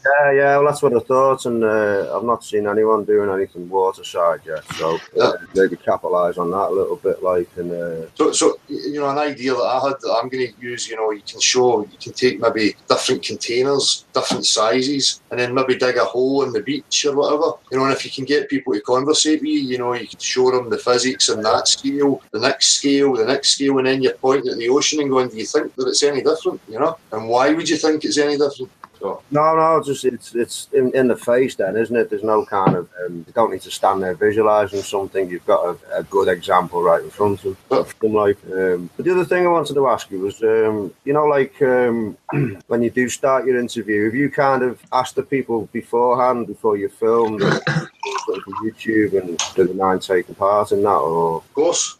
Yeah, because obviously I'm guessing you've done, you know, you don't start recording until you've established that. Like, that's where obviously when I copied you the other week, it was just a few little things I wanted to get straight with you, because obviously the idea of just sort of already filming and going up to somebody could be a bit intrusive, which is not really the route I wanted to go. But obviously it's got to be pre-agreed, I suppose, to a point, hasn't it, what they're getting involved in. That's it. It's just being courteous to people, you know. Yeah. Well, yeah, obviously I thought that'd be the way to go, as opposed to aforementioned, but I just wasn't sure, you know. If someone come and stuck a camera in my face, I'd probably be a little bit, well, like, yeah, what's going on, you know. Yeah. Having pride.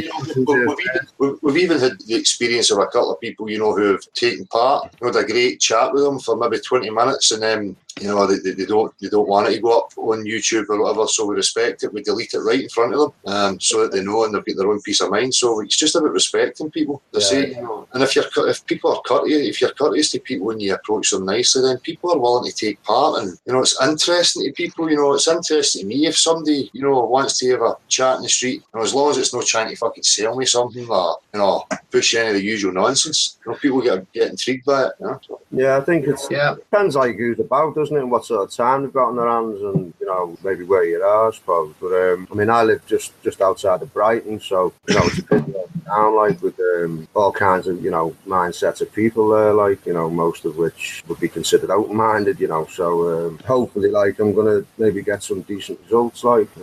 But it's just about, you know, it's just about planting a seed and it provoking a bit of thought, and not trying to steer anyone onto anything in particular, but apart from what seems to be obvious and like you say, provable stuff, like. But yeah, I just don't want to do it half-cocked, you know. I just want to make sure I've got pictures and some things around me that I can demonstrate certain things just to get the cogs turning. But it's not going to be for everyone, I suppose. But I've got nothing else to the table in terms of, you know, going out and doing scientific experiments on a grand scale. It's all I don't need convincing in that department. But well, that's the point, man. You know, you can point to people to say with the scientific experiments and the measuring tools, you know, the water's more accurate. You know, if you can, you know, that's why I try and articulate that to people and get them on that strong point, because, you know, it's something that's a part of everyday life. You know, the place is covered in it.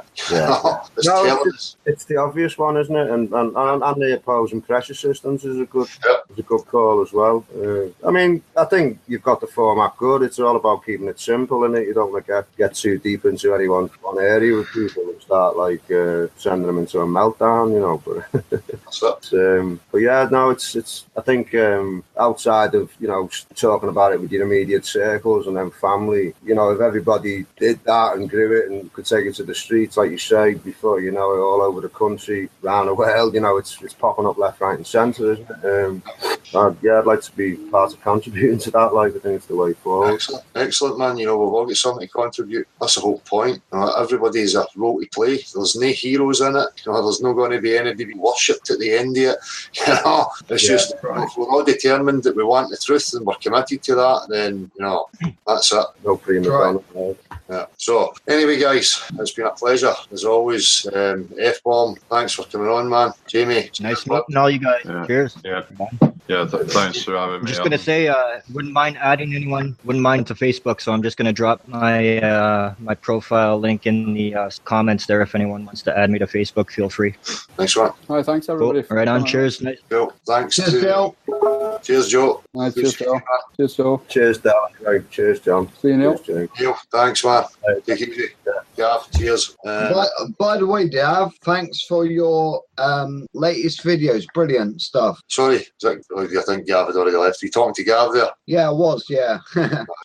Cheers, Joe. Take it easy. All right, mate. Take it easy. So, thanks to who did we have on? With Dan, Unsilent Majority TV, Kenneth Malak, Flat Earth Taxi Driver, Flat Earth Wiki, Scott T, Davey Antarctic Warrior, Neil. Anyway, so F-bomb, thanks. Appreciate it, Jamie. Take it easy. Everybody in chat, thanks very much for coming. There'll be some stuff coming up during the week, and I'll be back again next Saturday. Hopefully we can keep it up and get more people on. Apologise if you were waiting to come in, you never get a chance. But we're here again next Saturday. So peace. Cheers, Marshall. Cheers, Stuart Boy. Take it easy, man.